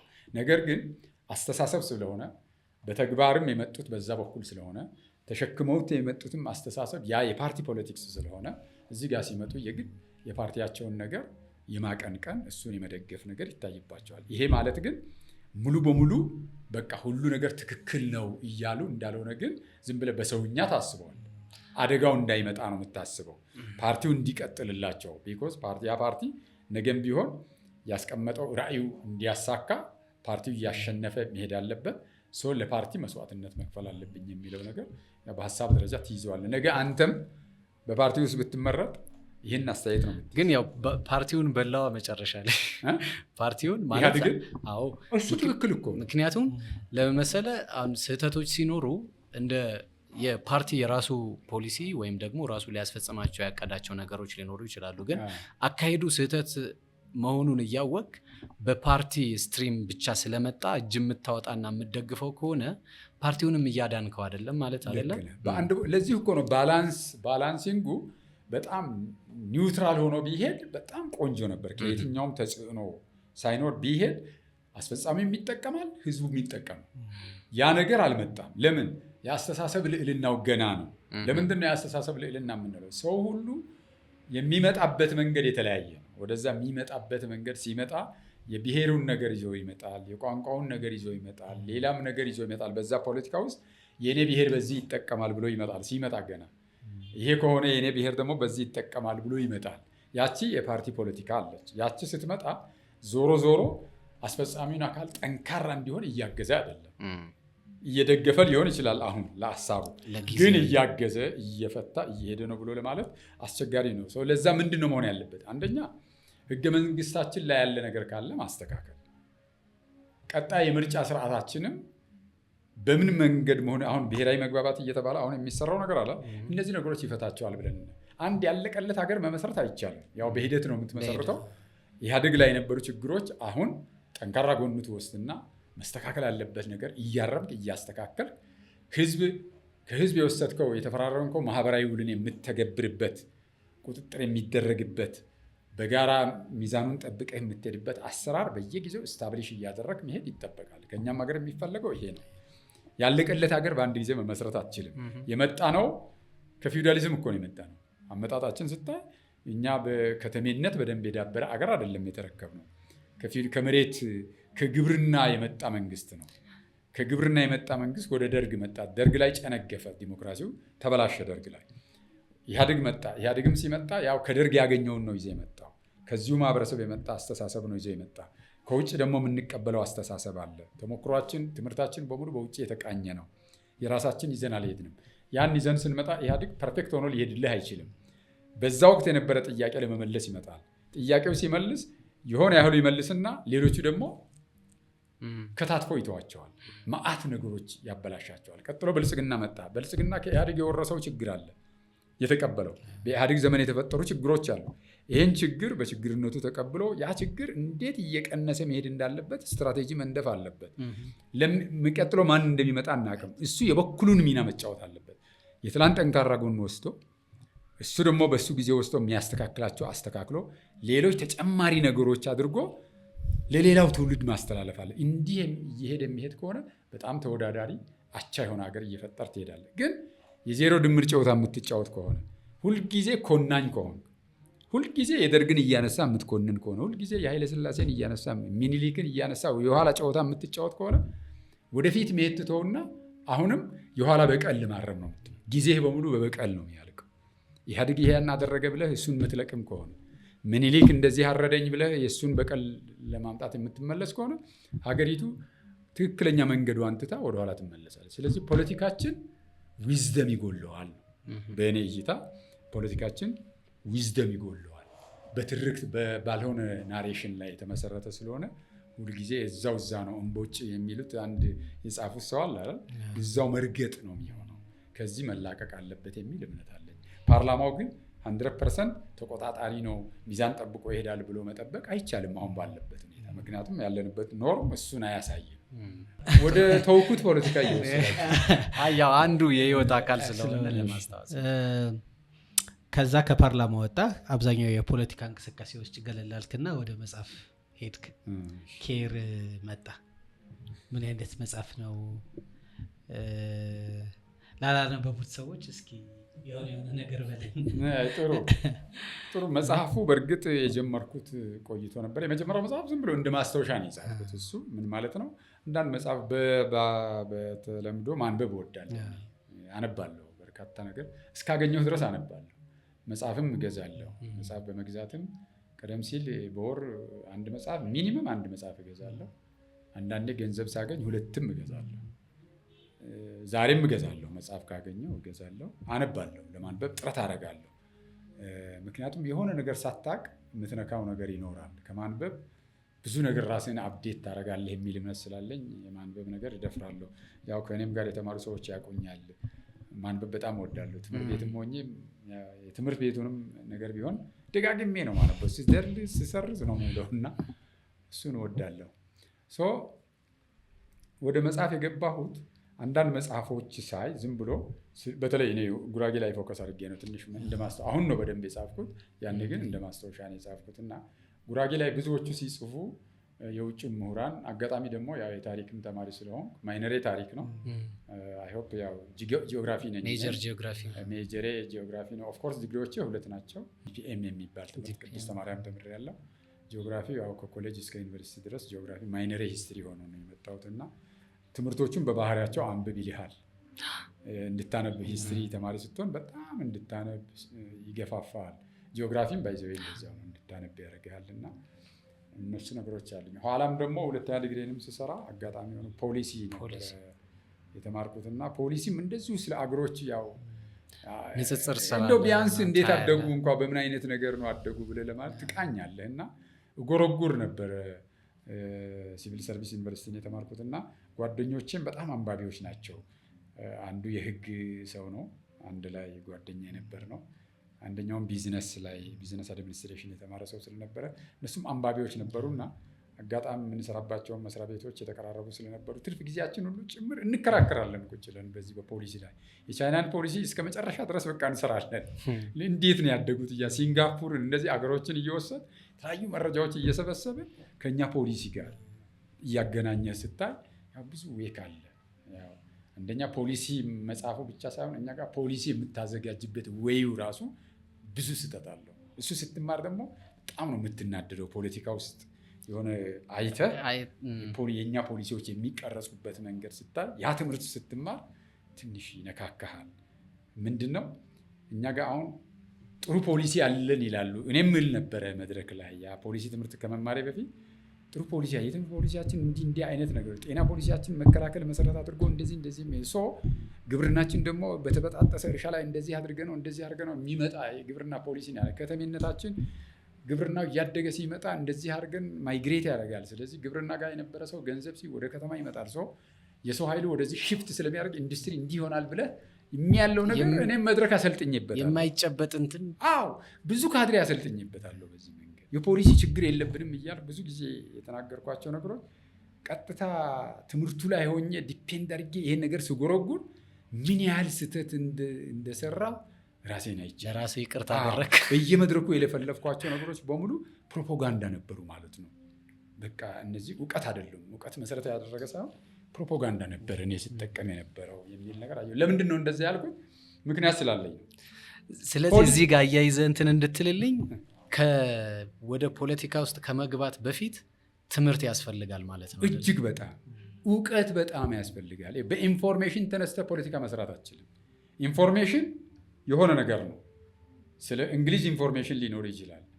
ስለ እንግሊዝ ግን እውቀት ሊኖር ይገባል። ስለ ዩኬ ዲፋይን ለማድረግ በምትፈልገው ነገር ላይ በቂ እውቀት ያስፈልጋል። ደጋግመህ እንደ ካልቸር አንድ ሰው ፖለቲካ ውስጥ ከመግባቱ በፊት ኢኮኖሚክስ እንዳለው ያጠናሉ።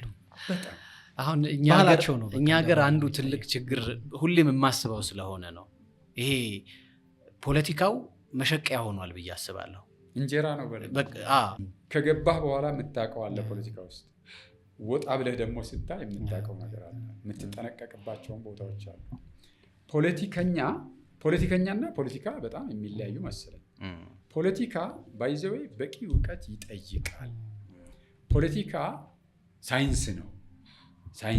እንደገና ጥበብም ነው። ፖለቲካ ጥበቡንም ዊዝደሙንም ማወቅ አለብህ፣ ሳይንሱንም ማወቅ አለብህ። ብቻ ዝም ብለህ ዲግሪ ስላለህ፣ ዝም ብሎ ዲፕሎማ ስላለህ፣ ዝም ብሎ ዶክተር ስለሆንክ ፒኤችዲ ስላለ ዝም ብለህ በነሸጣ ገብተህ የፖለቲካ ስራ የምትሰራ ከሆነ ዩ ሜድ ሚስቴክ፣ ስህተት እንሰራለን የሚል ነገር አለ። ለምን ሁልጊዜ ፖለቲከኛ አንባቢ መሆን አለበት። ዓለምን ማወቅ አለበት። ቢያንስ እያንዳንዱ አገር መሄድ አይደለም እኮ ምንድን ነው አንድ ሀገር ይዞት የመጣው የሚሄድበት መንገድ ምንድን ነው? ምንድን ነው ያጋጠመው? ምንድን ነው? በስልጠና መድረክ ብቻ ተማምኖ ፖለቲከኛ የሚሆን ሰው ካለ በቂ አይደለም። በቂ ብቻ ሳይሆን ጥፋት ይሰራል የሚል እምነት አለ። እኔም ጥፋት ሰርቻለሁ። ለምሳሌ ዲግሪዎቹ አለኝ። ኦኬ፣ በዛው ዲግሪ አለኝ፣ ዲፕሎማ ተምሬያለሁ፣ ዲግሪ በሁለት ነገር ይዣለሁ። ዘንድ በዛ በኩል በዛ ሰብጀክት ላይ ኳሊፋይድ ነኝ እኔ አይደል? በዛ ነገር ላይ በቂ እውቀት አለኝ። እንደው አለ አይደል አናሊሲስ የምሰራበት ሪሰርች የምሰራበት ትልቅ ነገር እንኳ ባይኖረኝ እውቀቱ አለኝ ማለት ነው። ከኢንፎርሜሽን ያለፈው እውቀት አለኝ ማለት ነው አይደል? ፖለቲካው ጋር ስመጣ ደግሞ ዲግሪው ብቻ ስለያዝኩ መጽሐፍ ብቻ ስለሚችል መናገር ብቻ ስለሚችል በውሸትም ቢሆን ማሳመን ብቻ ስለሚችል በደንብ ማስተዋወቅ ስለሚችል ብቻ መሆን የለብኝም። እዚህ ጋር ሳይንሱን ማወቅ አለብኝ። ይቺ ሀገር የዚች ሀገር ነባራዊ ሁኔታ ከሌሎች ሀገሮች ጋር አነጻጽሬ ምን ሄድባቸው መስመሮች ምን ችግር አለው ምንድን ነው ብዬ ሪያሊቲውን መያዝ ግራስፕ ማድረግ አለብኝ የሚል እምነት አለ። የፖለቲካ ሲኦሲ እንጀምራለን። የፖለቲካ ሲኦሲ በቃ ያስፈልጋል ማለት ነው። ፖለቲካ ትምህርቱ ብቻ ሳይሆን በሌላም ነገር ፖለቲከኛም እንደው አንተ ባዮሎጂ ተማሪ ባዮሎጂ እውቀትም ይኑር፣ ግን ፖለቲካሊ ማወቅ ያለብህ ነገር ማወቅ አለብህ። በእድሜም በስለህ ደግሞ ወጣትነቱም ችግር የለም። እንደው ወጣት ስትሆን ብዙ አቅም አለ። ለምን መሰለህ? ብዙ የማንበብ አቅም ይኖርሃል፣ ፓወር ይኖርሃል፣ የመሮጥ አቅም ይኖርሃል፣ የመድረስ አቅም ይኖርሃል። እንትን አለ እንደ ጉልበትም አለ፣ ፓወር አለ። አሁን እንግዲህ አንድ ሰው ጎበዝ ነው የምትለው አንዱ መንፈሰ ጠንካራ ሲሆን አይደል? ሌላው ፓወር ሲኖረው መንፈሰ ጠንካራ ከሆነ ወጣቱ ጥሩ ነው። ፓወር ደግሞ እሱ ጋር ኢነርጂ ስልጣን የሚሰጥ የሆነ ኃይል ደግሞ ሲደመር ትልቅ ደግሞ ቁርጠኝነት ያስፈልጋል። እነዚህ ሶስቱ ነገሮች ካሉ አንድ ሰው በቃ ቢሳሳት እንኳን ማረም ይችላል። ፓወር ካለው ኢነርጂ ነው። መንፈሰ ጠንካራ ከሆነ ኮሚትድ ከሆነ አንድ ነገር በቃ ያመነበት ነገር ለማስፈጸም የሚያስችል ኮሚት ቁርጠኝነት እውነታዬ ነው ብሎ የሚቀበለው ነገር በውስጡ ካለ ፖለቲከኛም ቢሆን መውጣት ለዚህ የሚያስችለው ነገር ግን መያዝ አለበት። ዝም ብሎ መቀላቀል አለ። ዝም ብሎ መቀላቀል የለም። ስህተት የሆነውን ስህተት ነው ብሎ መከራከር አለበት። እስከሚያምን ድረስ መከራከር አለበት። አምኖ ከተቀበለ በኋላ አሸናፊ ነው እሱ። ያ ነገር ይተገብረዋል። ዝም ብሎ በሰሚ በስልጠና በሆነ ነገር ብቻ ይህን ኮፓፕ አድርገህ የምትሄድ ከሆነ ኦፍ ሰርቫይቫል ነው፣ ለእንጀራ ነው። ስለዚህ በእንጀራው የሚጨክን ሰው ደግሞ በጣም መጨከን አለበት፣ መድፈር አለበት።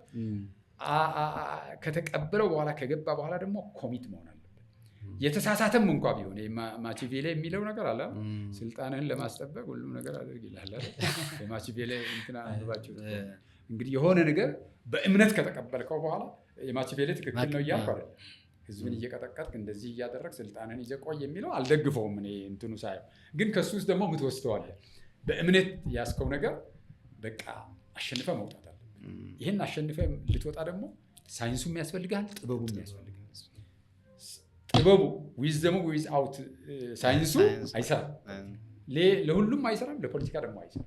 ሁለቱም መያዝ አለብን እና የመጽሐፉ ነገር መጽሐፉ ስሙ ኬር ነው የሚለው የመጀመሪያ መጽሐፍ የጻፍኩት ኬር ይልና የጉራጌ ታሪክ ከሆነ ቦታ ከአይመለል እስከ እንደገኛ አካባቢ ያለውን ለመጽሐፍ ፈልጌ ነው። ለምንድን ነው መነሻዬ? የመጀመሪያ መነሻዬ ኦፍኮርስ አጠቃላይ ስለ ታሪክ ነበረ። ለመጽሐፍ አንዳንድ መረጃዎች ሲሰበስብ ነበር። ለዚህ በተለያየ ስራ ውስጥ በነበርኩ ጊዜ ኢትዮጵያ ውስጥ በርካታ ቦታ ተንቀሳቅሻለሁ በስራ በዛ አጋጣሚ ብዙ መረጃዎች ይሰበስብ ነበር። ኦሮሚያ ውስጥ፣ ትግራይም ውስጥ ኢቨን ሀረር ላይ ብዙ መረጃ ከሰበሰብኩባቸው አካባቢዎች አንዱ ሀረር አካባቢ ነው። ኢቨን ሶማሌም ውስጥ የተወሰነ እስከ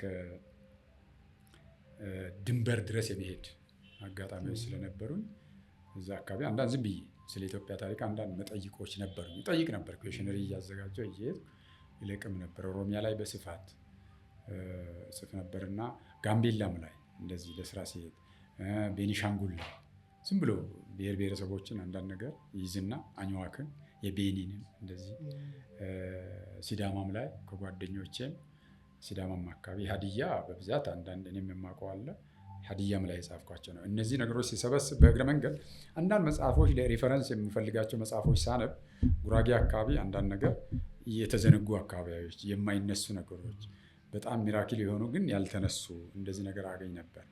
ይበልጥ ደግሞ እንደገኝና ኤነር አካባቢ ምክንያቱም እነዚህ አካባቢዎች ከምባታና ሀዲያዎች ስለነበሩ ብዙ ጸሐፊዎች ኮንተብ እያሉ ነው የሚጠሯቸው። ሀዲያ ብሎ ስለሚጠሯቸው ወይም ከምባታ ብሎ ስለሚጠሯቸው እዛ አካባቢ ጉራጌም ያለ አይመስላቸውም ነበር መሰለኝ ጸሐፊዎቹ።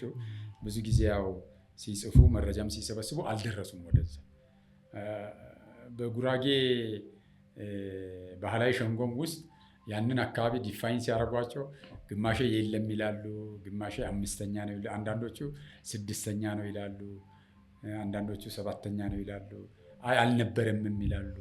የተለያየ ነገር የጻፏቸው የብዙዎቹን አንብቤ ስለነበረ ያንንም መረጃ ለሌሎች ጸሐፊዎች ለምርምር በሚጠቅም መንገድ የዛን አካባቢ ነገሮች እስቲ ትንሽ ነገር ልጻፍ ብዬ የሰበሰብኩት ነገር ስለነበረ እሱን መነሻ አድርጌ ነበር ቁንጽል አድርጌ የጻፍኩት።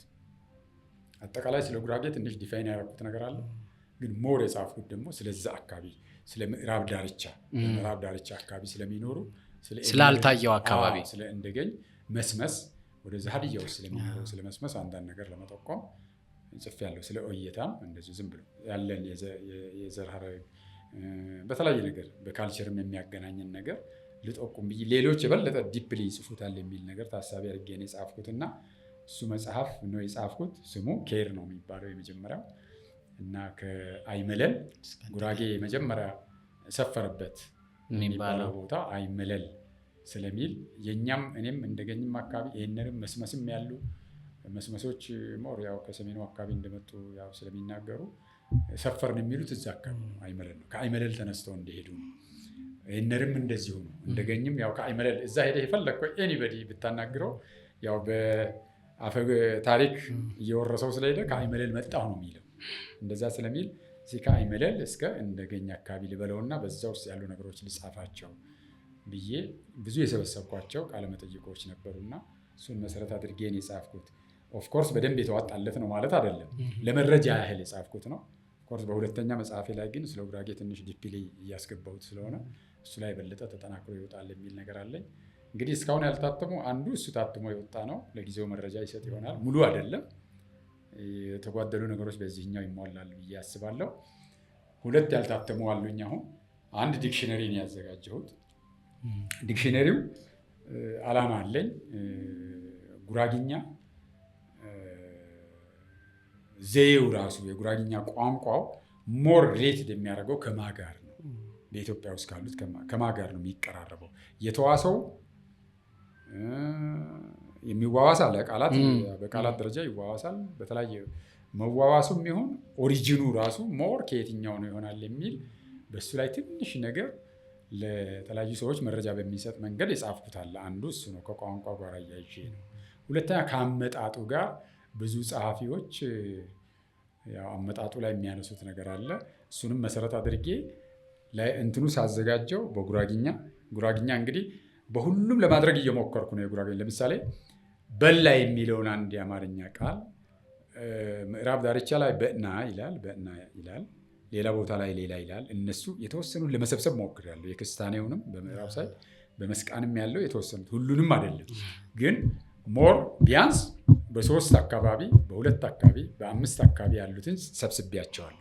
ያ ደግሞ በአማርኛ ምን እንደሚባል፣ በግዕዝ ምን እንደሆነ፣ በትግርኛ ምን እንደሆነ በመጽሐፌ ጽፌዋለሁ። በዲክሽነሪው ግን ወደ ኦሮምኛ ተርጉሜያቸዋለሁ። እነዚህ ለምንድን ነው በኦሮምኛ የተረጎምኩት? ጉራግኛ መዝገበ ቃላት ከኦሮምኛ ጋር ለምንድን ያገ የጉራጌ ማህበረሰብ በአብዛኛው የሚኖረው ኦሮሚያ ውስጥ ነው የሚኖረው። ሸዋ በሚባለው አካባቢ በጣም ዴንስ ነው። ምናልባት እናንተ ተንቀሳቅሳችሁ አይታችሁ ከሆነ ከጨቦ ጀምረ እስከ አምቦ ድረስ ያለው ያ መስመርና ዝዋይ ድረስ በዛ መስመር ያለው ይሄ እንዳለ እስከ አርሲ እስከሚደርስ ድረስ መሀል ባሌ ድረስ ጉራጌ በብዛት የሚኖርበት ነው። ያ ማህበረሰብ ኦሮምኛ ቢችል እዚህም የተወለደ ሌላም ቦታ የተወለደ ጉራጌ የሆነ ሰው ኦሮምኛ ቢችል ችግር የለውም፣ ቋንቋ ስለሆነ። የእኛ ማህበረሰብ በንግድ ማህበረሰብ የተሳተፈ ሰው ነው። እንደው ማለት ቋንቋ ኢኮኖሚ ነው። በሌላ ቋንቋ ኢኮኖሚ ነው፣ ኮሚኒኬሽን ነው። ኮሚኒኬሽን እስካለ ድረስ ግብይት ትፈጽምበታለህ እና አማርኛው ይችላል፣ ጉራግኛው ይችላል። አንድ በኦሮምኛ ብተረጉም ማህበረሰቡን ሊጠቅም ይችላል። ኦሮሞውም ይጠቀማል። ከኦሮምኛ ወደ ጉራግኛ ይሄ ቃላት ማለት ይሄ ማለት ነው ብሎ ሊረዳው ይችላል። ጉራጌውም የበለጠ ደግሞ ኦሮምኛ ሊያየው ሊረዳው ይችላል፣ ሪፈርም ሊያደርግ ይችላል ብዬ አንድ ዲክሽነሪ እሱን ያዘጋጀሁት ቢያንስ ከ3000 በላይ ቃላት ለመሰብሰብ ሞክሬያለሁ። ያው ቃላቶቹ የፈጠራ ቃላት ስላልሆኑ ብዙ አታገኝም። አሁን እንዲህ ዝም ብለህ ስታየው የጉራግኛ ቃላት ብዙ አገኛለሁ ነው የምትለው። የፈጠራ አይደለም፣ ፈጠራ አልተሰራበትም። አዳዲስ የሳይንስ እንትኖች የሉትም። ግን ያው ካልቸራል የሆኑ እሴትን የሚገልጹ እንደዚህ አላል ለንግዱ ለምናምን የሚውሉ ቃላት በብዛት አሉ። ስሞች አሉ፣ የስም ችግር የለም። እነዚህ ነገሮች ወደ 3000 አካባቢ የሚደርሱ ቃላት ነው የሰበሰብኩት። ይህን ኮምፕሊትሊ በኦሮምኛ ተተርጉሟል። ይህን የማሳተም ጉዳይ ነው። ባለሀብት ካለ የሚያግዝ ካለ በዚሁ አጋጣሚ ያው እኔ ምንም አልፈልግም፣ ይችን አሳትሞ ለጥቅም ላይ ማዋል ይቻላል። ሌላው አንድ መጽሐፍ የኢትዮጵያ ታሪክ ነው የጻፍኩት። እሱ ያው ብዙ ጊዜ ሲፈልገው የነበረ ነገር ነበር። እሱ እየጻፍኩት ኦልሬዲ አሁን ወደ መጨረሻ ደረጃ ላይ ደርሰዋል። ያው ሲደርስ ስለ መጽሐፉ ብናገር ይሻላል። እሱም ያው ያልታተመ ነው፣ እያለቀ ያለ አንድ መጽሐፍ አለ። ከዛ በኋላ አንድ ጽፋለሁ ብዬ አስባለሁ። በፖሊሲ ላይ በእቅድ ዝግጅት በፖሊሲ ላይ የሆነ አንድ ነገር አዘጋጃለሁ ብዬ አንዳንድ ነገር እያገላበጥኩ ነው ያለሁት። አነስ ያለ ቢያንስ መጠነኛ ፖሊሲ ማለት የግድ በሀገር ደረጃ የሚወጣ ሳይሆን ዞኖች ሊጠቀሙት ይችላሉ፣ ወረዳዎች ሊጠቀሙ ይችላሉ፣ ቀበሌዎች ሊጠቀሙ ይችላሉ። እቅድ ሲያቅዱ ማለት ነው። መነሻቸው ምን ማድረግ እንዳለው የፖሊሲ አይዲያ ራሱ እንዲህ። ፖሊሲ ማለት አንድ ፖሊሲ ፌል አረገ ማለት ምን ማለት ነው? ፌል አረገ ማለት ምን ማለት አንድ ኢትዮጵያ አሁን የግብርና ፖሊሲ ፌል አረገ ሲል ምን ማለት ነው? የማስፈጸም ችግር አጋጥሞት ነው? አይደለም። ሳይንሱ እንደዛ አይናገርም። የማስፈጸም ችግር ሳይሆን ፖሊሲው ራሱ ሲዘጋጅ መሄድ ባለበት መንገድ ስለማናዘጋጀው ነው። የዝግጅት ችግር ነው። ፖሊሲ ስታዘጋጅ በኤክስፐርቲዝ መሆን የለበትም። በባለሙያ ብቻ ዝም ብሎ የሚጻፍ መሆን። አሁን ኢትዮጵያ ውስጥ የሚዘጋጁት የሆነ ምሁር የተባለ ሰው የሆነ ባለሙያ የተባለ ሰው ተነስቶ ስለ ግብርና ይጽፋል። የሆነ ድልቅቅ ያለ ሆቴል ውስጥ ቁጭ ብሎ እዚህ ሆኖ ነው የሚጽፈው። ይሄ ፖሊሲ ሊጻፍ ከሆነ የአጀንዳው ባለቤት አርሶ አደሩ ነው።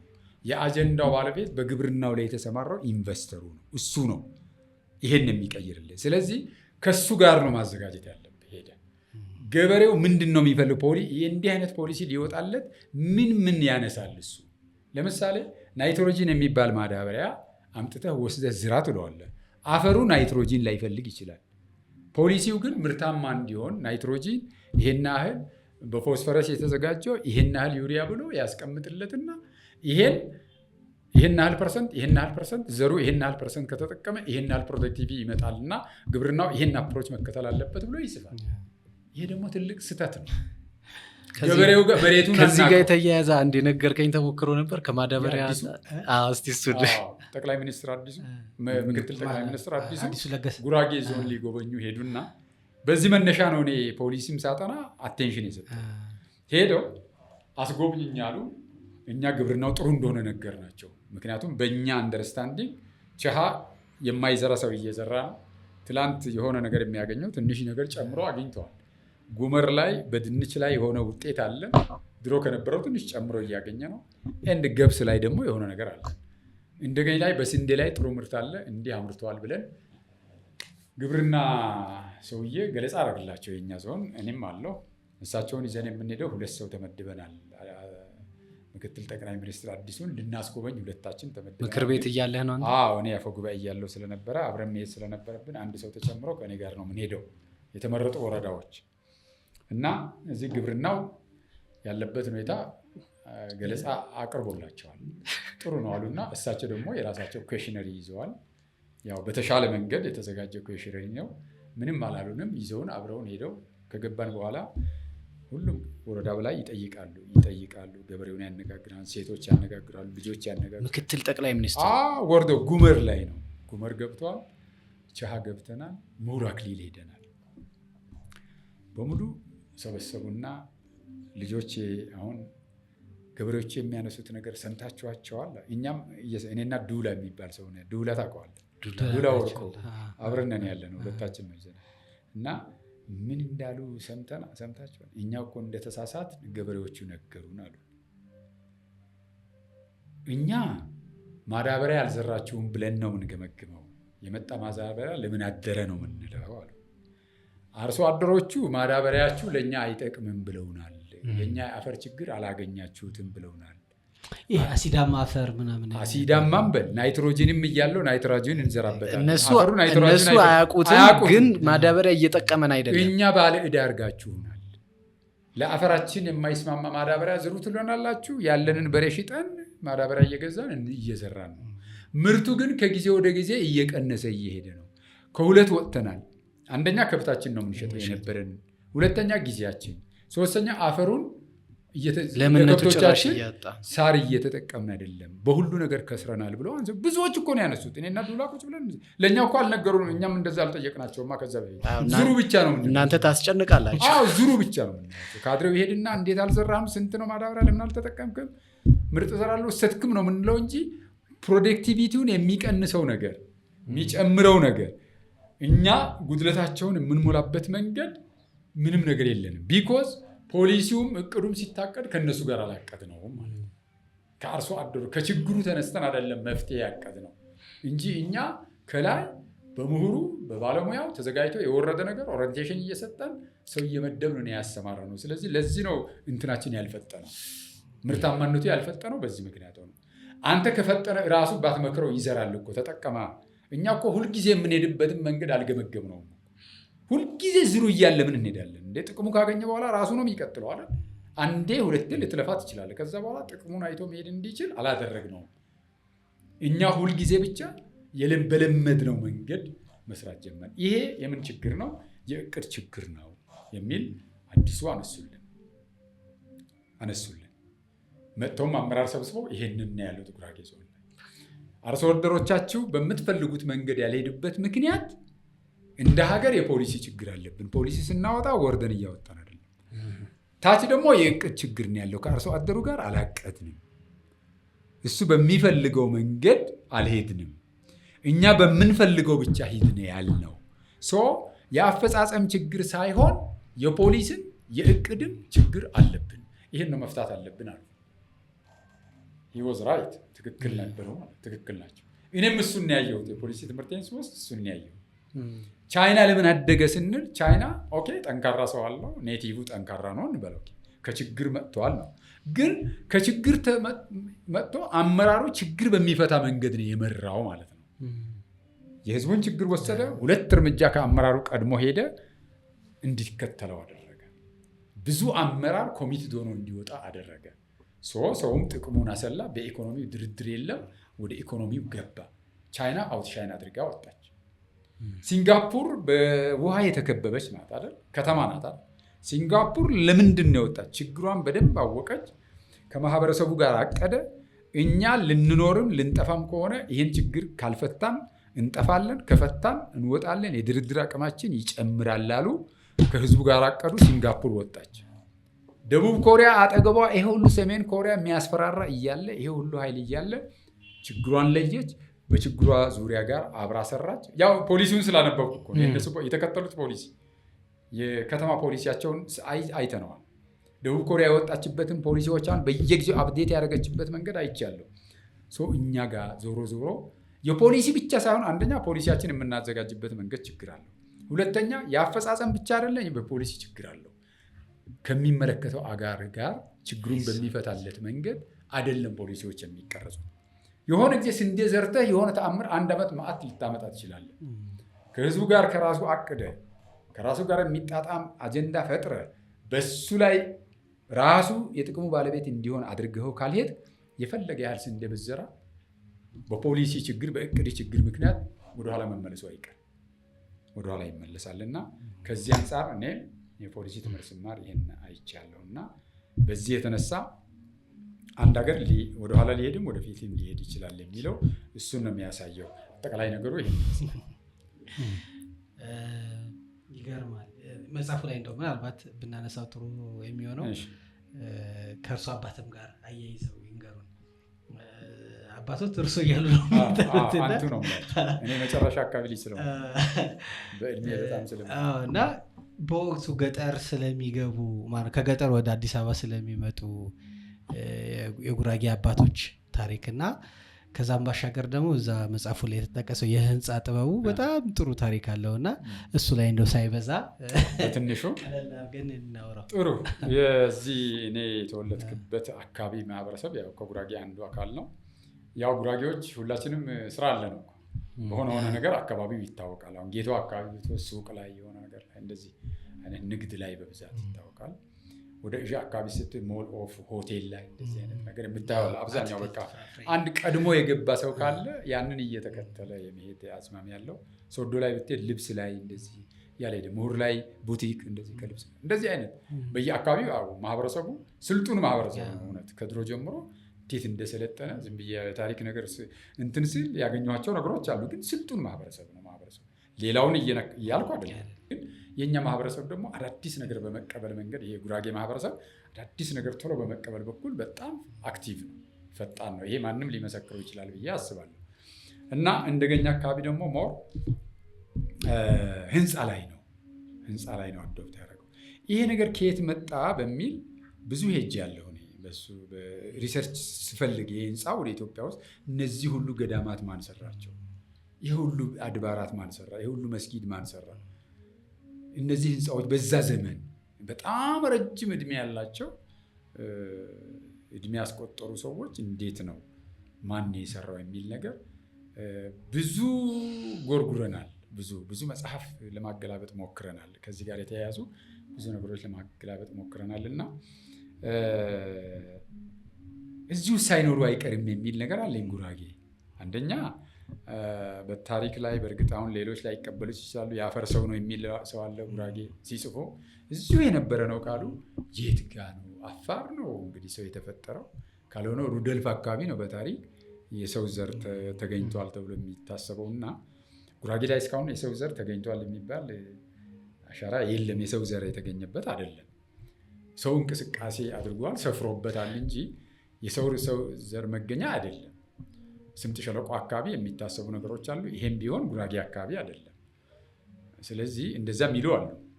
እኔ እስካሁን ባገኘኋቸው የሚጠጋው ነገር ጉራጌ ቀደም ብሎ በአካባቢ ከሰፈረ ማህበረሰብ አንዱ ነው። ከሌላ አካባቢ የተንቀሳቀሰ ነው። ሌላ አማራ ተንቀሳቅሰዋል፣ ኦሮሞ በጣም ተንቀሳቅሰዋል። ከአንድ አካባቢ ተነስቶ በጣም አልተንቀሳቀስኩም ሊል አይችልም። እስከ አረብ ድረስ ሄደዋል። ካም እኮ ሄደዋል፣ እስከ አረብ ድረስ ሄደዋል። ሴምም ሄደዋል፣ እስከ አረብ ሄደዋል፣ ተመልሶ መጥተዋል። የሰው ልጅ ተንቀሳቅሰዋል። መነሻው ግን ኢትዮጵያ ነው። እስካሁን ባለው እንትን ኢትዮጵያ ውስጥ ነው እና ሁሉም ተንቀሳቅሰዋል። ጉራጌም ተንቀሳቅሰዋል። ሲንቀሳቀስ የህንፃ ጥበብም አብሮ ይዞ ነው፣ ሃይማኖትም የህንፃ ጥበብም አብሮ ይዞ እንደመጣ ነው በእኔ ግኝት ማለት ነው። በእኔ ግኝት አክሱምም ሲሰራ ነበረ። ምክንያቱም እዛ ጋር የህንፃውን ስራ ሲከታተል የነበረው አዝማች ስሙ ጉራግኛ ነው። ይሄን በተለያየ መጽሐፍ ውስጥ አገኘው። ጀርመኖችም ጽፈውታል። ጉራግኛ ነው ትርጉሙ። ይህን አሰቡ። እዛ ጋር ደግሞ ከብዙ የኢትዮጵያ አካባቢዎች የነበሩ ሰዎች እንዳሉ ጽፈዋል። ቀደም ሲል የተጻፉ ሰዎች አክሱም አካባቢ ላሊበላ ሲመሰረት፣ የተለያዩ ነገሮች ሲመሰረቱ ከብዙ አካባቢ የመጡ ሰዎች ተጽፈዋል። ከጉራጌም አለ። ጉራጌዎችም ነበሩ ማለት ነው በዛ በህንፃ ጥበብ ውስጥ። ዝም ብሎ ከሆነ ቦታ አያመጡትም።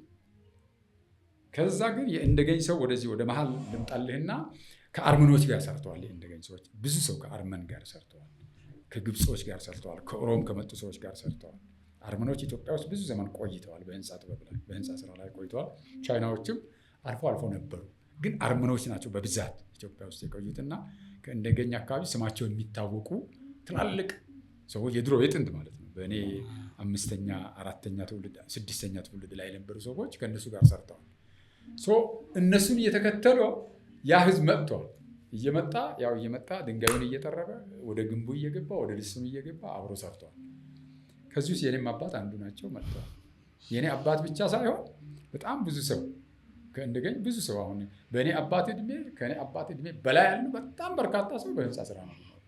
የኔም አባት በድንጋይ ማምረቱ በቅርጻ ቅርጹም ስራ የኔም አባት ብዙ ስራ ሰርተዋል። አዲስ አበባ ነበር የሚኖሩት። ያጎታቸው የሁለት ወንድማማቾች ልጆች ነበሩ። አንደኛው ካባ ነበራቸው፣ እዚሁ ካሳንቺስም ኮተቤም ካባ ነበራቸው እና አንደኛም የዛ ካባ ኃላፊ ሆነው ፋዘር ይንቀሳቀሱ ነበር። ቅርጻ ቅርጽ ድንጋይ የሚሰሩ ነበር እና የዚህ አይነት ታሪክ አላቸው። ይህን ታሪክ ያው ስንቆፍር ያገኘ ነው። የኛዎቹ ቅድም ነው። የጥንቶችም ቆፍረን አግኝተናል። ዶክተር ገዛኸኝም ሌላ ጽፈዋል በህንፃው ላይ። ዶክተር ገዛኸኝም ጽፈዋል፣ በዥዋን ላይ ጽፎታል። ያው አብረን ነበር ያኔ እንትኑን እንዴት ህንፃውን በዚህ ማህበረሰብ ውስጥ እንዴት ነው ይበልጥ እንደገኙ ወደ ህንፃ እንዴት ሄደ? ልክ እንደሌላውም ጉራጌ ማህበረሰብ በቀጥታ በአገልግሎት ላይ ለምን አልተሳተፈም? በብዛት አገልግሎት ላይ ለምን አልገባም? እንዴት ለብቻው ሄደ ብለን ስናስብ ያው የሳበ ሰው አለ። ከሳበው በኋላ በጣም ሰፋ ባለ መንገድ ሄደዋል። ሀዲያ ውስጥ ያለ እንደገኝም ቢሆን ህንፃ ላይ ነው የሚሰራው። ከምባታም ውስጥ ይኖር የትም ይኖር ጅጅጋም ይወለድ ምን ትሰራለህ ብትለው ምንም አትጠይቁም። እንደገኝ ከሆነ ኮንስትራክሽን ላይ ነው ያለው። በቃ እንደው አልፎ አሁን በቅርብ ጊዜ ምናልባት በቃ ከ30 ኢህአዴግ ከገባ ወዲህ ወደ ሆቴል የሄዱ የተወሰኑ ሰዎች አሉ። ሆቴል ላይ ስጋ ላይ ኤነሮች ያው ስጋ ላይ ነው የሚሄዱት። እንደገኝ አልፎ ስጋ ላይ ሆቴል ላይ የተወሰኑ እሱም በቁጥር ነው እንጂ ኮንስትራክሽን ነው ሆል ማንም ሰው ብትጠይቀው በቃ እኔ ኮንስትራክሽን ላይ ነው ያለሁት ይላል።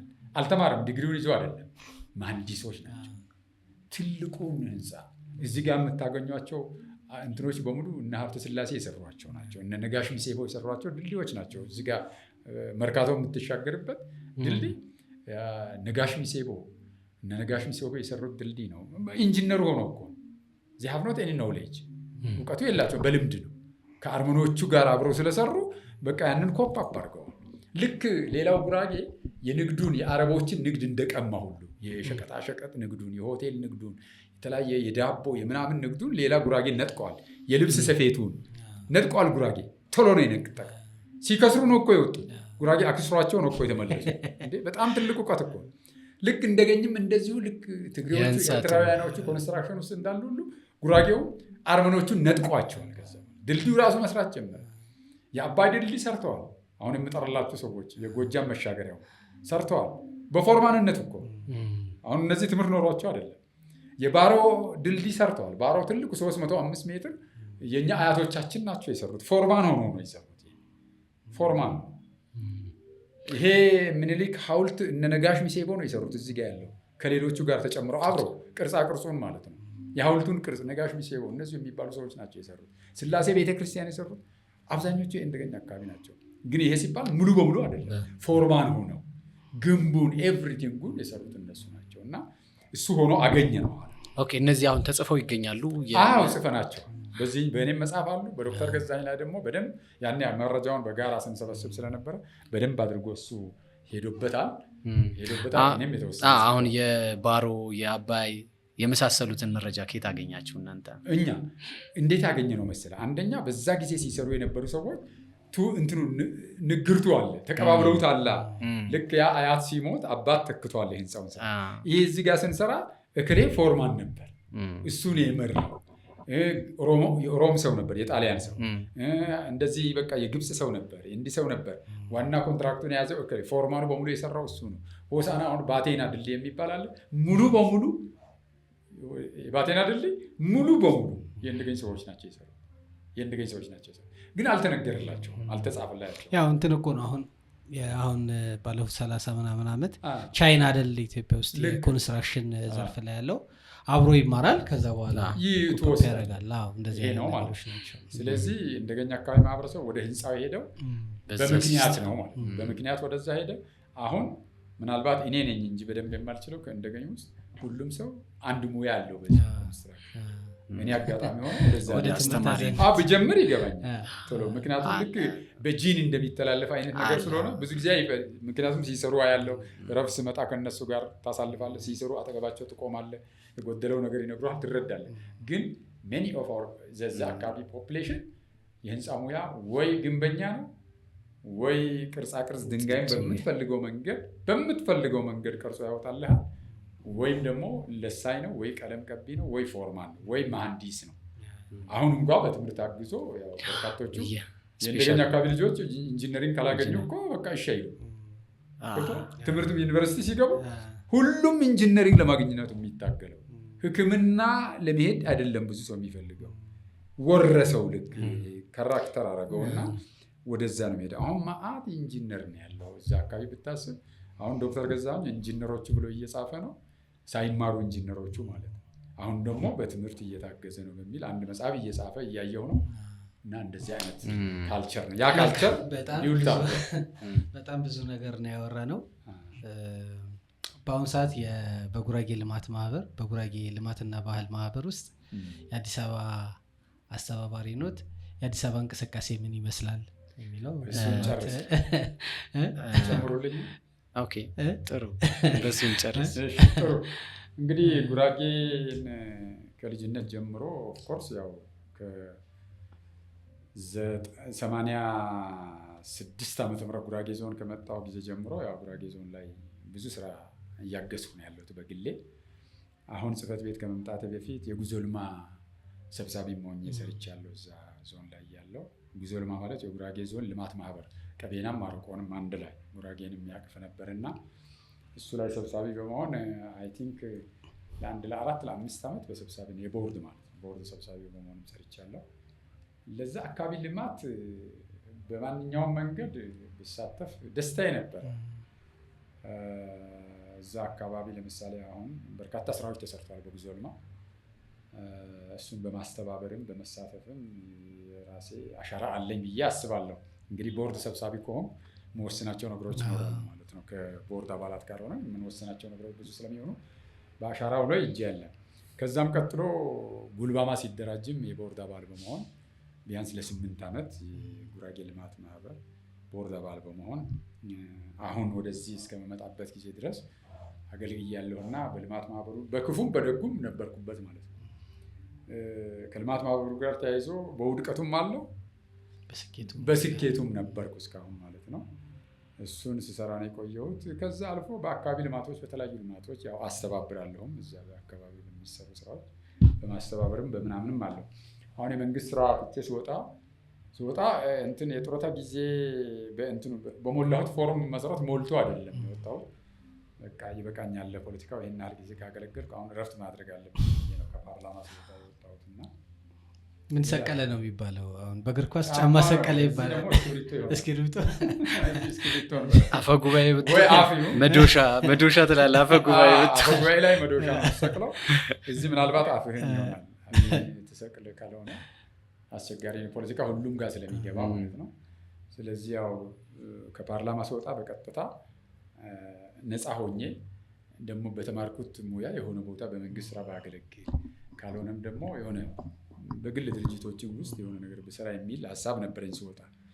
ከወጣ በኋላ የሆነ ቦታ እየሞከርክ እያለ እዚህ ጽህፈት ቤት ያው ከፊቴ ነበረ እሱ ለቆ ነበርና ቦርዱ ጠየቀኝ በሌላ ቦታ እንደማስብ ሌሎች የቦርድ አባላት ያውቁ ነበር። ሌላ ቦታ ለመግባት ትንሽ የምሞካክረው ቦታ ነበርና ለምን አገዘን እናስቸግረውና እዚህ አካባቢ ጽህፈት ቤቱ ቢያግዘን የሚል ሀሳብ ሲቀርብ ስጠየቅ እኔ ከጉራጌ ልታጣሉኝ ነው ወይ ብዬ ብለህም ብትሄድ ከማህበረሰቡ እንዴት ትተህ ትሄዳለህ?